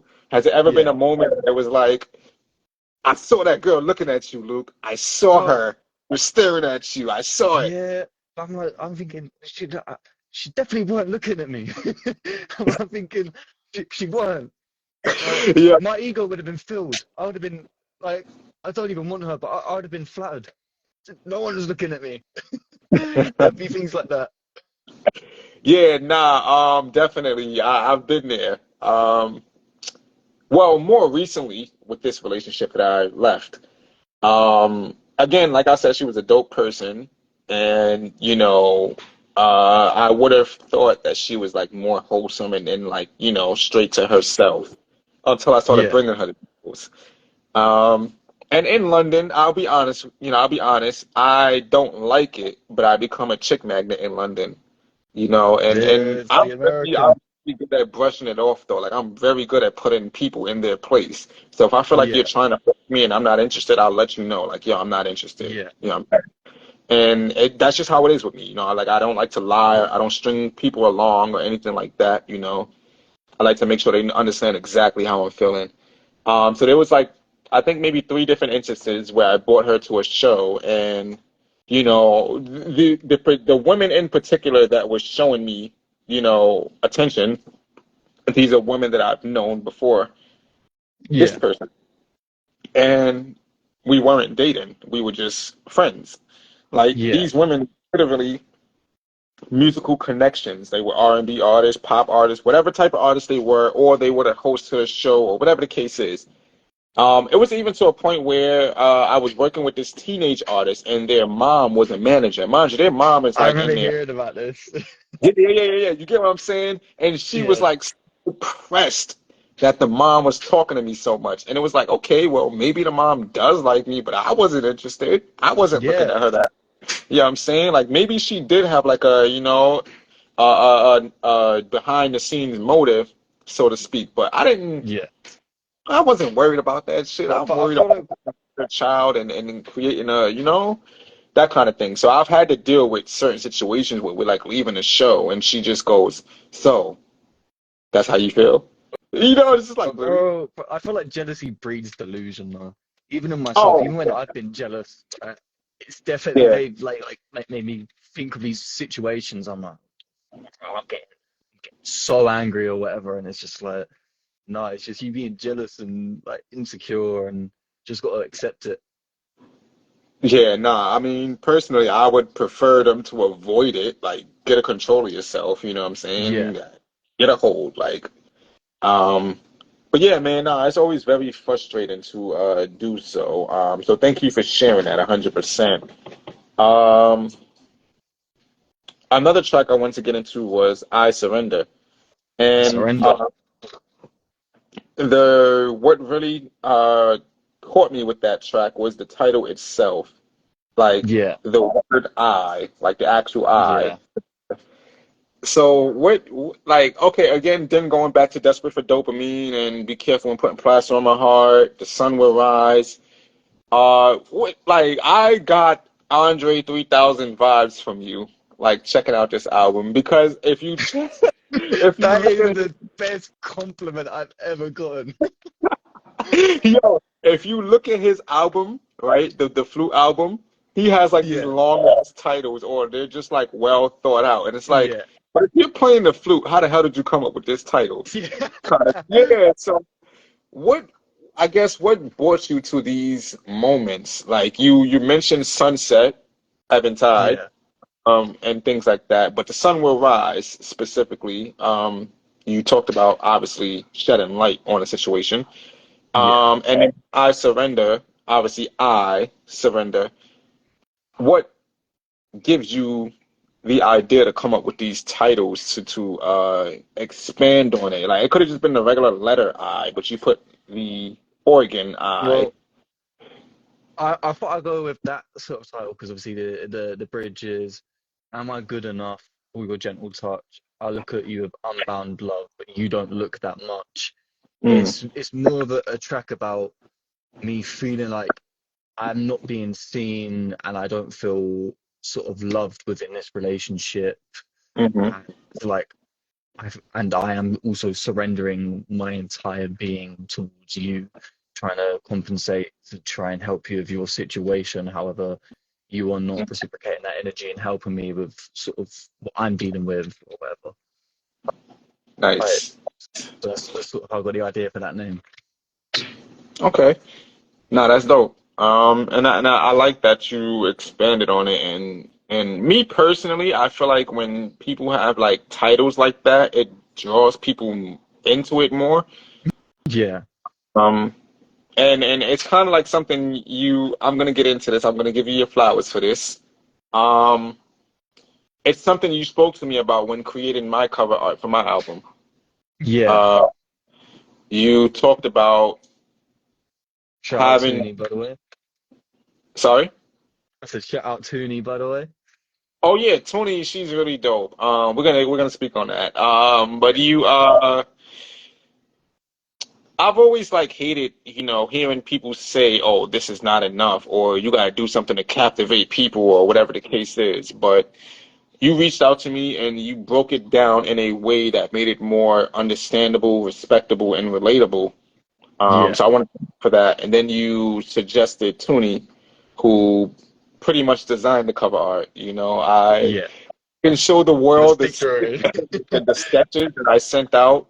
They would laugh at me, but like the actual finished product, I appreciate you for recommending this person to me. Toonie is a dope person. She didn't exactly pinpoint where she's from, but she did say she lives in between Greece and London. So I thought that was pretty dope. So anywhere Uh, in Europe. yeah, anywhere in Europe, but it's just dope how this album has a lot of European connections. Like there's a lot of Yeah. involved in the project, you know. Yeah. Um, so it's pretty dope. But speaking of your song titles, you have a way with captivating people, and I think that's a genius marketing aspect. Um, even I if your don't even songs mean for it to be a marketing. even if your songs were completely ass, you know what I'm saying? The titles alone would make people tap into it. Like, what do Yeah. you mean? Be careful when putting plaster on my heart. Plaster doesn't go on hearts. You know what I'm saying? But it makes people want to tune in. It's like, what do you mean desperate for dopamine? I'm not desperate. Like, but it makes people tune in. You know what I'm saying? Things of that nature. Um, so I guess the question I wanted to ask is like, I guess, do you intentionally do this, or is it kind of like I want to fuck your head up? Like I'm like trying to fuck no like one's head up. Um, I don't do it for marketing or anything. I make the song, or sometimes I'll think of the title first and think of the concept and write the narrative and then write the song. But I'm like, oh, that sounds cool. I like that. That's as far as it goes. And just go, oh, that's cool. Like my heart beats in your palm. That was literally I freestyled that whole song after I made the beat like the day before, and I was like, yeah, my heart does beat in your palm. I like that. I'll stick with that. And I just like the ring to it. That's dope because going back to what we talked about with like every album having a song titled after the album. Yeah, 9 out of 10, the song is about the title, but none of your songs match the title. Yet they all match the theme, if that makes yeah, sense. So I think that's super dope.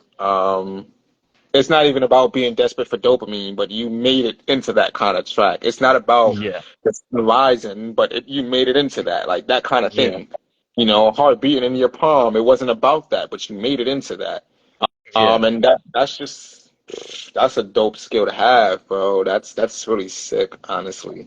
Thank you. Um, It's just you just I think of a concept and I'm like conceptually within the feeling and the narrative, that's how it all works. Or you know what I mean?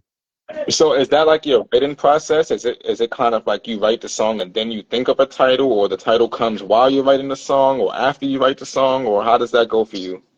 It's been different every single time, I guess. I always come up with a concept first of what I want the sort of the narrative to follow and everything. Like when I made As We Drift, so the acoustic one, I wrote that while sitting next to a river in A Coruña in Spain. Right. Nice. I wrote that, no beat or anything. It was more poetry and I adapted that into a song and everything. And then I just thought, wait, I feel that's how I feel when I listen to the song. I feel like I'm drifting, or and that's how what my emotions are speaking to. Like, you know, if I feel like I'm surrendering, it relates to the concept. I don't know. It's all concept, narrative, then writing, and then title. Or then sometimes the song went Rise on Us. That was title first, because I wanted to because it was title and concept because wanted the song melodically and conceptually to fit with the cycle of the sun. Every 4 bars, I go slightly up in my tone, and slightly down, then slightly up, then slightly down, to sort of represent my life as a sun cycle. It goes good, it gets light, it's lightness and there's darkness, and then light, it's a cycle. Just sort of how I come up with all of that stuff. That's dope. That's dope. I think a lot of artists will take notes from this interview actually because we talked about a lot of different things as far as like creating the song. So I think you might be the most inspirational person that I've had on this project as far as music is concerned. I Um, think that means a lot, man. Thank you. Yo, believe it or not, I feel like everybody I interview, they all hold their own power within an Yeah, interview. And I think when people watch certain interviews, like they'll really become motivated by the people that I'm interviewing. And you just have a way, man. You have a way of creating the songs, naming the songs, expressing yourself in the songs, just all of it revolving around making music that I think a lot of people would find interesting about you. And you are someone that I've been wanting to shine the spotlight on for a long time because thank you. even if you remember me saying it back then, I'm going to make sure people know your name. Like I've You've been always saying it said for that. a long time. That's the reason I brought you to the radio interview. That's the reason I've been rapping on the beats that you give me. That's the reason I've been staying in contact because I want people to know who you are.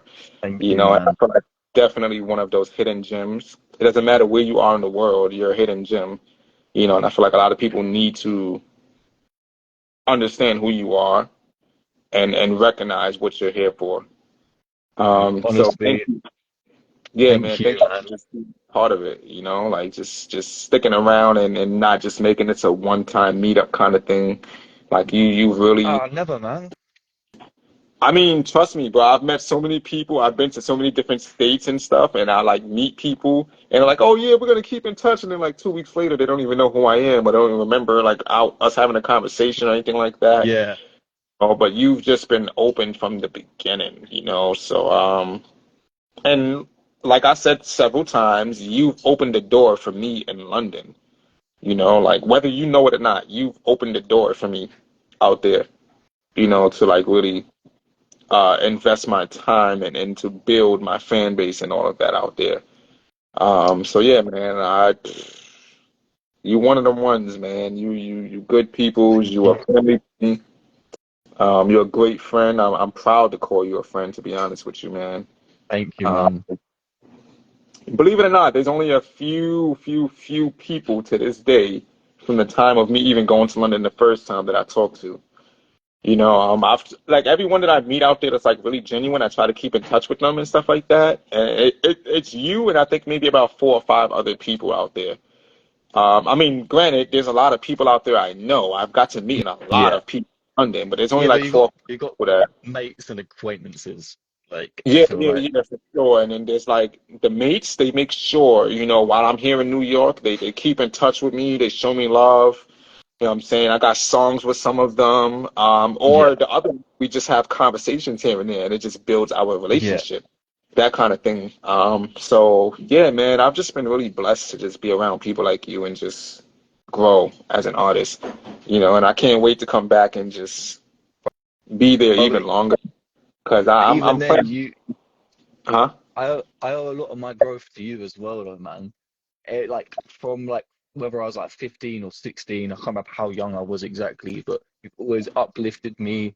You know I've got a lot of sort of confidence issues within my own music and everything like that, and you've just told me to persevere and carry on pushing on, and just kept me sort of on the right path. Always believed in me, man. Like one of the first people to ever really believe in me as well. Like you've I couldn't let you really sleep been on there for yourself, me. bro. I couldn't.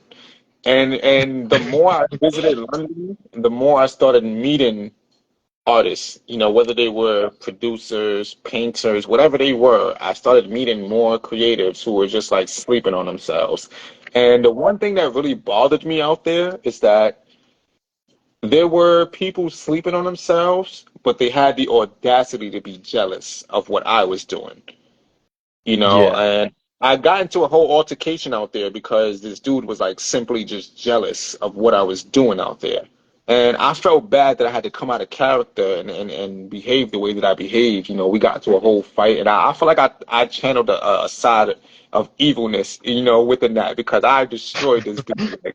Like I was just so frustrated that he brought me out of character. Like I just couldn't let him live. Like I felt like I wanted to destroy his whole entire life, and I succeeded in doing whatever damages I wanted to do, but at the end of the day, I looked back at it and I was like, damn, that's not even who I am, yeah, and I'm mad that I let this guy bring me out of character to do these things. I mean, to speak directly on it, I basically beat him up real bad. Like it was, first off, yeah, he attacked me to the yeah. point where it fractured my whole hand and my elbow. Oh, bro, I remember you This having a hand fractured and elbow arm and was that. Yeah, because of him attacking me, but my adrenaline was pumping during the situation. I didn't realize that it was broken. I was just kind of like yeah, just that it happened, and I like flipped on him, and I destroyed him. I destroyed his car. I destroyed his house. I did everything I could to make sure that this guy knows never to get anyone like me upset again. Like if there's someone yeah, that's being really cool with you, don't ever get them upset. You know. yeah, And again, like I said, I was upset that he brought me out of character, and I don't exactly regret doing what I did because he deserved it. But again, looking back at it, it was just kind of like, damn, that's not what I'm here for. yeah. I don't travel the Because country. Yeah, I don't travel the countries for that stuff, man. no, Uh, yeah, yeah, yeah. So now it was him. It was a bunch of other people, that I've met out there who just kind of like displayed their jealousy towards me. And it was like, bro, I'm just here making music. I'm just here doing the yeah, show, here meeting people. I didn't come here to make you upset. I didn't come here to make you feel a kind of way about my progress. And that was the thing. A lot of these artists, they kind of like just sleep on themselves and they don't understand their potential. So yeah, then someone else comes by with like this super high level of confidence, like, oh yeah, I'm going to do this. It's yeah. threatening. It's offsetting to them, and But they just don't. there's a lot of Yeah, people that I feel like are threatened by someone trying to find fulfillment outside of the created path that you're yeah. taught to go on anyway. Like, there's so many people like that. Yeah, yeah, no. But you, Shiloh, my boy Lobo, and a few other people, Master S. I'm trying to get these people on the show as well too. Yeah, But these are really dope people that I've met in London who are just like strictly focused on what they got to do. They don't care about nothing else. Like you guys are just like really, really dope, man. And you guys make my time out there like very special each time. So yeah, nah, seriously. when are you I, back? huh? When are you back here? I'll be honest with you. It's been a financial struggle. Yeah, As you know, I have a business, but business has been kind of like low, which it really is mostly during the winter time, which is why you guys normally see me during the fall, because yeah, that's when business goes down. Like through the spring and summer, I make the most money, so I save up a lot of that and I'll book like my ticket in advance. Um, but this year, well, next year, so to speak, I want to do my best to save as much money as I can now so I can pop out pretty much in increments. But I do yeah, know that the next time I come, I want to stay there for more than 2 months. I think I've stayed out there for 2 months exactly, or a month and a half, or something like that. But to fully answer your question, I'm looking to come back sometime after January. Oh, The okay, so album, it's not. yeah, yeah, the album drops next week. Um, whatever funds that I get from the album, plus I'm also doing my independent contracting work. I'm just trying to save up as much money as I can, honestly. This year, I wanted to come back for the summer because the last time I was there was in February. I wanted to come back for the Yeah, summer because I've only been there for one summer, and that was the time that I met you. But I haven't been there yeah, since ever since. It was always the fall. Um, and then this year, I got to spend Halloween, Thanksgiving, Christmas, and New Year's, and Valentine's Day in London. So it was like pretty dope. I yeah, was around a lot of that. Um, but so after January for sure, because that's when I want to do the listening party for the album. But I yeah, definitely need to be before spring. So if I can get there by mid-February, early Marches, maybe even middle of March, I'm cool with that. yeah, I don't want to make promises because I've realized, through this year, I've been telling people, yo, yeah, I'll be back in the fall. I'll be back, usual time every year. But then this year definitely slapped me in the time don't face. work like that. Yeah, yeah, nah, this year definitely slapped me in the face. Like reality was like at the door knocking kind of thing. Yeah, So like a lot of stuff that I normally was able to do around this time of the year, I didn't get to. So I just kind of like had to accept it. Like, okay, cool, whatever. It didn't happen. It's not a big deal. But then again, I have people like you asking me yeah. literally when I'm coming back, and I don't have a proper answer. But no, Hey, seriously, I'm ultimately working on it, and I would love to be back early spring, leading into the summer. yeah, But definitely after January, because January I want to do a listening party here, then go there and do a listening party. So, um, and then obviously a lot, it's crazy. A lot of the features on the album are from the UK. So the yeah. listening So out there will it be made more so sense. fire. Yeah, the listening party is gonna be so fire, bro. Like just seeing that I've connected with a lot of you guys out there is dope. Um, but yeah, man. Anywhere between February to April, those are the days that I'm really, really, really Yeah, hoping at least have a ticket to show up. yeah, I can't super duper promise it, but I'm tunnel vision focused on these things. I've been making the necessary steps to make sure I got some money coming through and all of that. So you heard it here first, man. Those are the windows where I'm exactly looking to pop into London, and yeah, I want to stay longer than 2 months. So if I got to save up enough money to rent another apartment, to rent it out for longer than 5 months or however it was, um, I would do that. Because I want to make the most of yeah, it. I feel like my fan base in London has been jumping. And also, I want to bring other artists out there too. yeah, There's a few artists that I've been chopping it up with who have seen me do my London tours, and they want to be a part of it too. So that's another thing. I guess I'm just like trying to, I guess, figure out the artists that I want to bring. Like, because it's easy to just be like, oh yeah, everybody come with me to London, let's do this, and it's like, nah. And frankly, the last time I yeah. was there last year, I was supposed to bring a few artists with me, but they all flopped on me within the last few weeks of, the trip coming up. Whether they didn't have their passport, they never saved enough money, or they didn't think I was Uh, serious, or whatever the case is. There was a whole bunch of different reasons. But yeah, I'm working on it. My nieces and nephews ask me all the time, when you going back to London?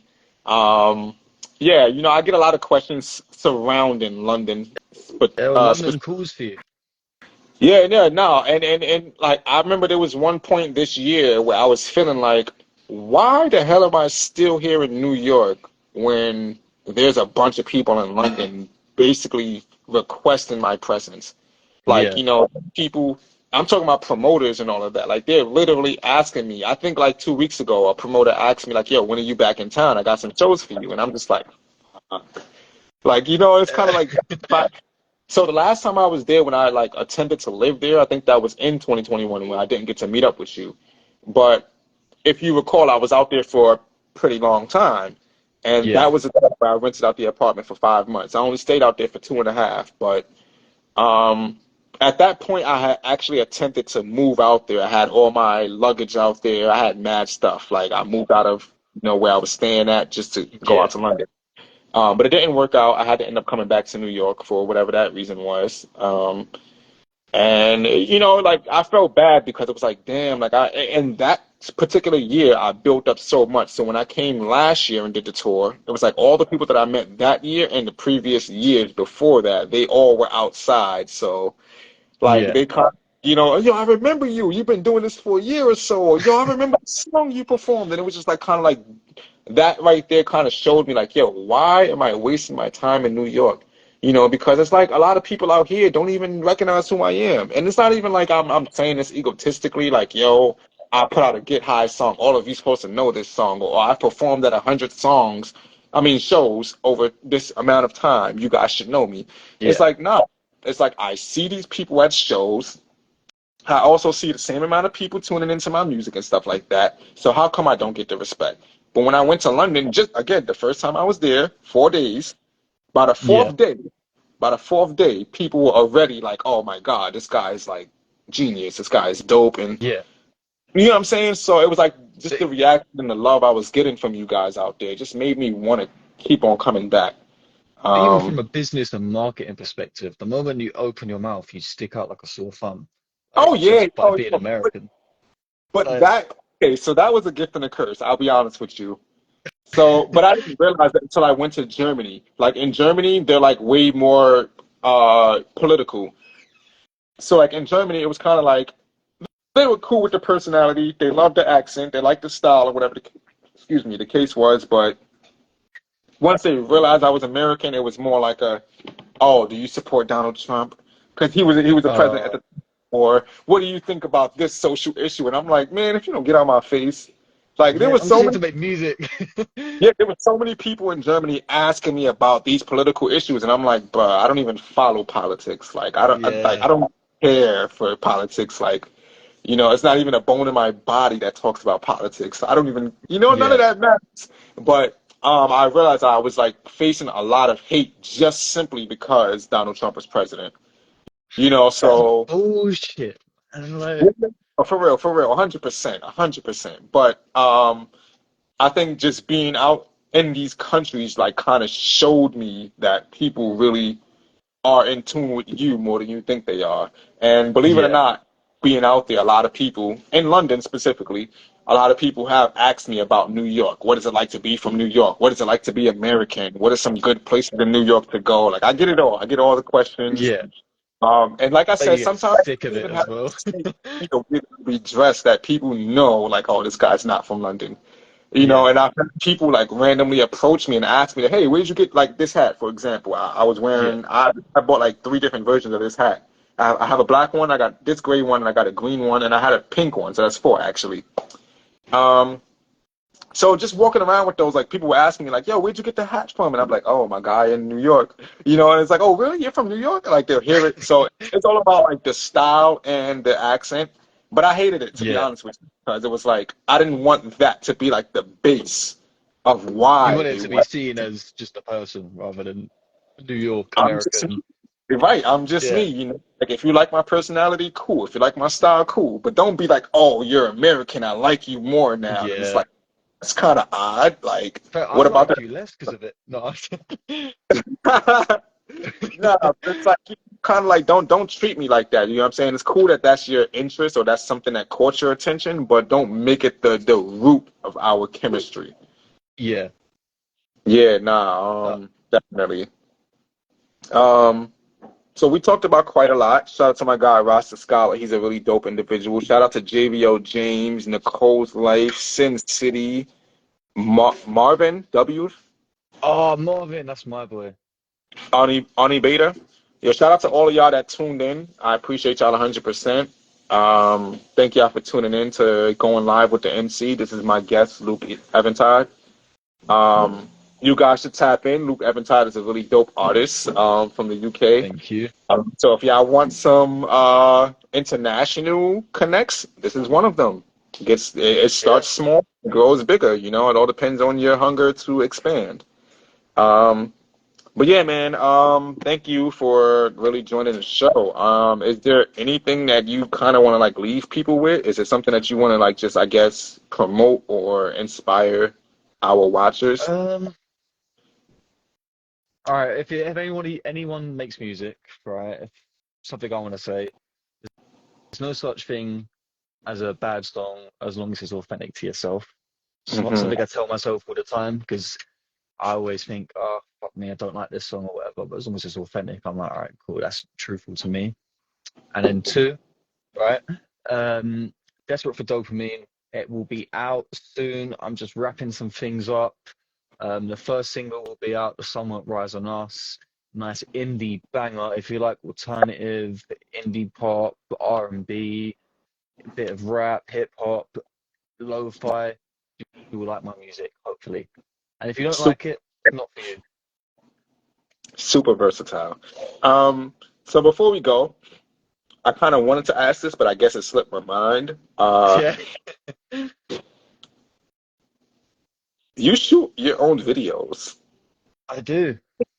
You're more of like a scenic kind of person. It's more about the scenery for you rather than And me. making a story out of visuals. Like, Yeah. I realize you don't really care to be like, okay, well, this song's about a heartbreak. I'm just gonna have a girl and me screaming at her and we're just heartbroken. It's more like No. okay, this song makes me feel this way. And the way that it makes you feel is like, okay, watching the sunset or walking through a meadow or wearing a certain outfit while being outside. It's kind of like a visual thing for you. Yeah. So, where does your inspiration come from with being a scenic visual artist? So well, it does definitely relate to my music, right? If I my grand plan, right, in terms of my own music is just to sort of build whether or not I can bring the listeners into it is but it's my own visual world, like as which is why I like making albums, like projects start to finish. I like bring myself into a world. Like when I'm listening to the first song on a track, I'm hearing that arpeggiated finger picked guitar, and I'm like I'm seeing pink clouds and like I'm seeing nice meadows and rolling fields and that's what I see in my brain, and I want to sort of bring you into that world and how I feel when I look at these things like the sun will rise on us. I was in that video was shot in A Coruña in Spain, and I was looking at the sunset, and it really made me feel just this sense of awe. The fact that you see this for like a few seconds or whatever, you see this like an hour tops, and it's the temporary part of beauty, that momentary bliss is sort of what I was trying to get across in that song as well. That things just they come, they go. Right, this is why I got the contrast between the lightness and the darkness within the video and everything. Like when I look at certain things that make me feel the same way how I listen to my music or my whenever I listen to a certain song, like whether I'm listening to like Nick Hakim, it brings me into that visual world. I'm not seeing people, I'm seeing places where I can walk, places where I can physically be. Nice, nice, nice. That's dope. And I think you're winning with that too, because a lot of us, you know, when we shoot videos, we more so look for like landmarks or we try to have like certain logos or items or possessions in the visual forefront. Yeah. So it's like easy to say, oh, this guy was standing next to a Lamborghini. This video was fire. But say, yo, listen, Yeah. man, You basically hopped in a potato sack and rolled down a hill in your video. That was fire. Like, you know what I'm saying? A lot of Yeah, people don't look at it that kind of way, you know? So, nah, you're winning with that aspect for sure, 100%. And I feel like you're opening up the door for a lot of artists to be more scenic, to focus yeah, more on surroundings rather than what's actually in the video. You know, like who, yeah, like, granted, I've seen so many videos with like just the same exact shit in it, like a fancy yeah, car, chick or money or maybe even a gun or whatever the case is. I've seen so much of that. Show me something yeah. else. You know Yeah, what I I'm feel like saying? that's just not me though. I'm not trying to be forefront of the video. Look, I'm not like I'm the star. Look at my money, my cars, or whatever. Right. That's just not me. I'm like, all right, well, I felt this when I looked at the sunset. I wanted to cry when I looked at the sunset. Now you want to cry when you look at the sunset, or whatever. You know what I mean? Like, Well, I shit. don't know. I want to bring people into my world rather than stepping into a world that's already been made. No, no, no. You're really exceeding in that category, 100%, man. And I think you should really keep that up, 100%, because again, it's a different level. It shows other people that there are other options to seduce, like the viewer's eyesight. You know, Yeah, to give them a different perception of what you could be talking about. Because like yeah, with those kind of videos, it forces people to think, okay, is he talking about a situation with another person, or is he like resonating with nature? That kind of yeah, thing. Yeah, so and believe it or not, a lot of these people who are like into so many other different things, they don't even realize like that nature speaks to them. So like seeing your videos yeah, is kind of, oh wow, look at the sunset. Oh wow, the grass is really that tall, that kind of yeah. thing. So it's like it makes them, I guess, think about different things. Now they're just kind of like, oh, okay, I feel a little bit more inspired. Now I know that I Yeah. want to like go take a hike or something like that. So you're definitely opening up the eyes and the minds of a lot of people, man. So If you just keep look on around, the world will inspire you. yo, for Whether real, it's whether man. it's I your get a lot of river, inspiration just looking out the window every day. Like when I'm on the train, the yeah, bus, I'm in the car, I'm walking, I look outside, like, and I'm just like, whatever journey I'm on, I'm looking this way to see what the scenery is, kind of thing. So yeah, I really understand that 100%. When I'm on a plane, I look out the window for the whole entire flight. I kid you not, I don't even sleep on the flights. I look out the window. yeah. I Uh, love it. that kind of thing. I'm So looking at the clouds. I'm like that. They look like icebergs. That's what I'm thinking. basically, so yeah, man. That I find that to be really extremely dope. Um, it doesn't feel like it, but it's been a damn near 2 hours. Fucking hell. Yo, it doesn't feel like it, man. But that's the Flies beauty of by, man. doing these interviews, man. Just connecting with people that I really enjoy being around. And speaking of what I was saying about scenery, Rasta Scala is also one of those people who inspired me as well too. Yeah, He got a song called "Glistening," and he basically talks about like the higher energy within a person, so to speak. Like look yeah, beyond yourself, kind of thing. Like like I get it. We're inspired by a lot of these societal norms, but yeah, look inside yourself and see like what actually shines more than that jewelry. What that's flashes more than that car? Like what speaks to you more than that chick walking across the screen with an abnormally huge bosom? That yeah. kind of thing. So I appreciate people like him, who like kind of like just open up your mind to like really, That's tap definitely a bit of me. be more creative for sure. But yeah, man, it's just really, really, really dope connecting with you. No matter how we do it, whether it's Likewise, man. in this interview, whether we're just chopping up through WhatsApp or however it is, Yeah, you always inspire me, and you push me to be a better artist and tap into my more creative side. So I'm very appreciative of you, man. And yeah, man, I just wish much more with you, man. Much more memories, much more connections, much more and music, they'll come. It's all of due that. to happen soon, man.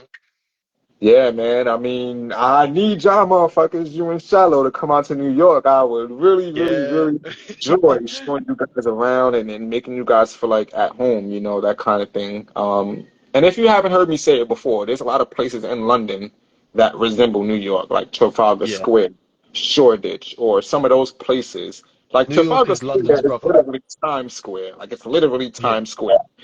It looks the same exact way, so to speak, almost. So things like that. There's a lot of places in London that remind me of being home in New York. So you guys got to come out here. I would love to show you guys around and make sure you guys enjoy, your time. But I know in due time it will happen. I'm not rushing it. I'm not forcing it. Yeah, It's gonna.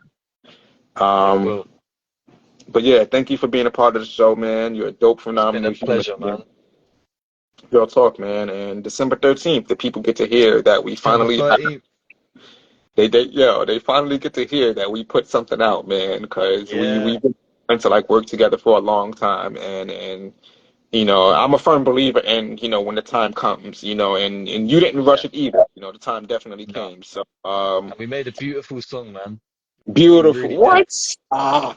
Yo, listen, it's crazy. I spoke with it with Shiloh as the producer. I spoke with it you as a featured artist and engineer. Now I need to speak with Rakaya, about how she feels about the song. But yo, man, it's just beautiful. It's a great, great, great record. Probably one of the best songs that I've ever made in my musical career. And Wow. just around it like dopeness. Yeah, nah, I really ultimately feel strongly about that track. I listen to it every single day. I'm always listening to the whole album, but that song Yeah, always, I'm talking about, it's to the point where I memorized both of you guys' parts. yeah. If we, like, when we perform it, I'm not gonna say if, when we perform it, because there will be When times. we're doing Yeah, it. perform it. Do not get mad at me if I'm singing your whole part on stage. I don't. I need a sign, show me your feelings, and for the like. Yo, it's gonna happen, and I'm talking about like even learning like the melody patterns. Like I've been getting there, Yeah, So nah, you really did that, and I'm proud of you. I'm happy to have you a part of my life, a thank you part of the so music. much, man. So this is the end of it. Hopefully when I get my studio, when I get to have my guests,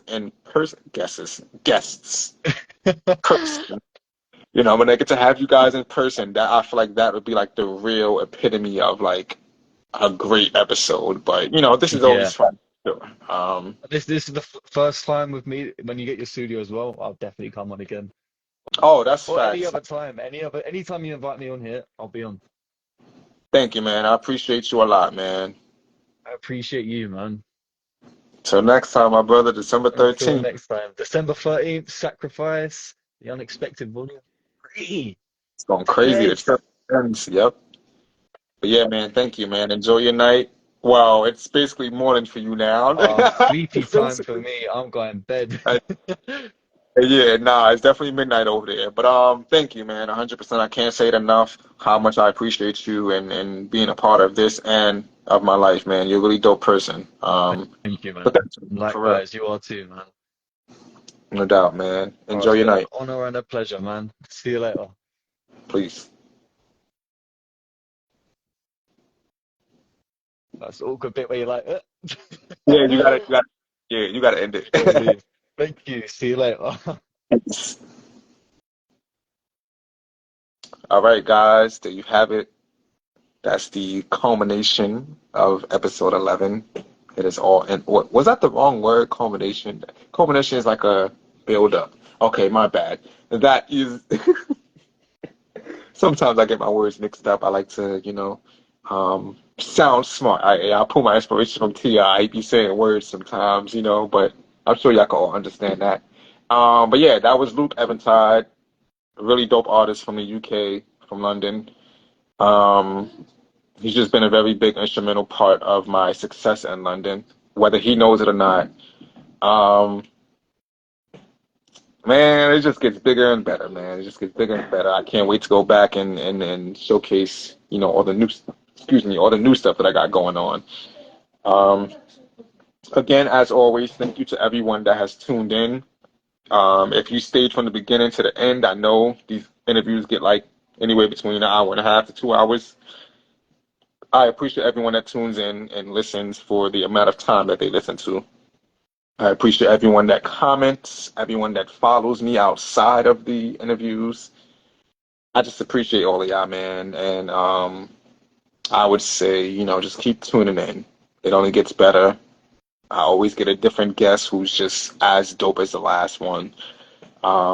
So if y'all were really enjoying today's interview, if y'all have enjoyed any other interview in the past, all I gotta say is stay tuned. We're doing bigger and better things.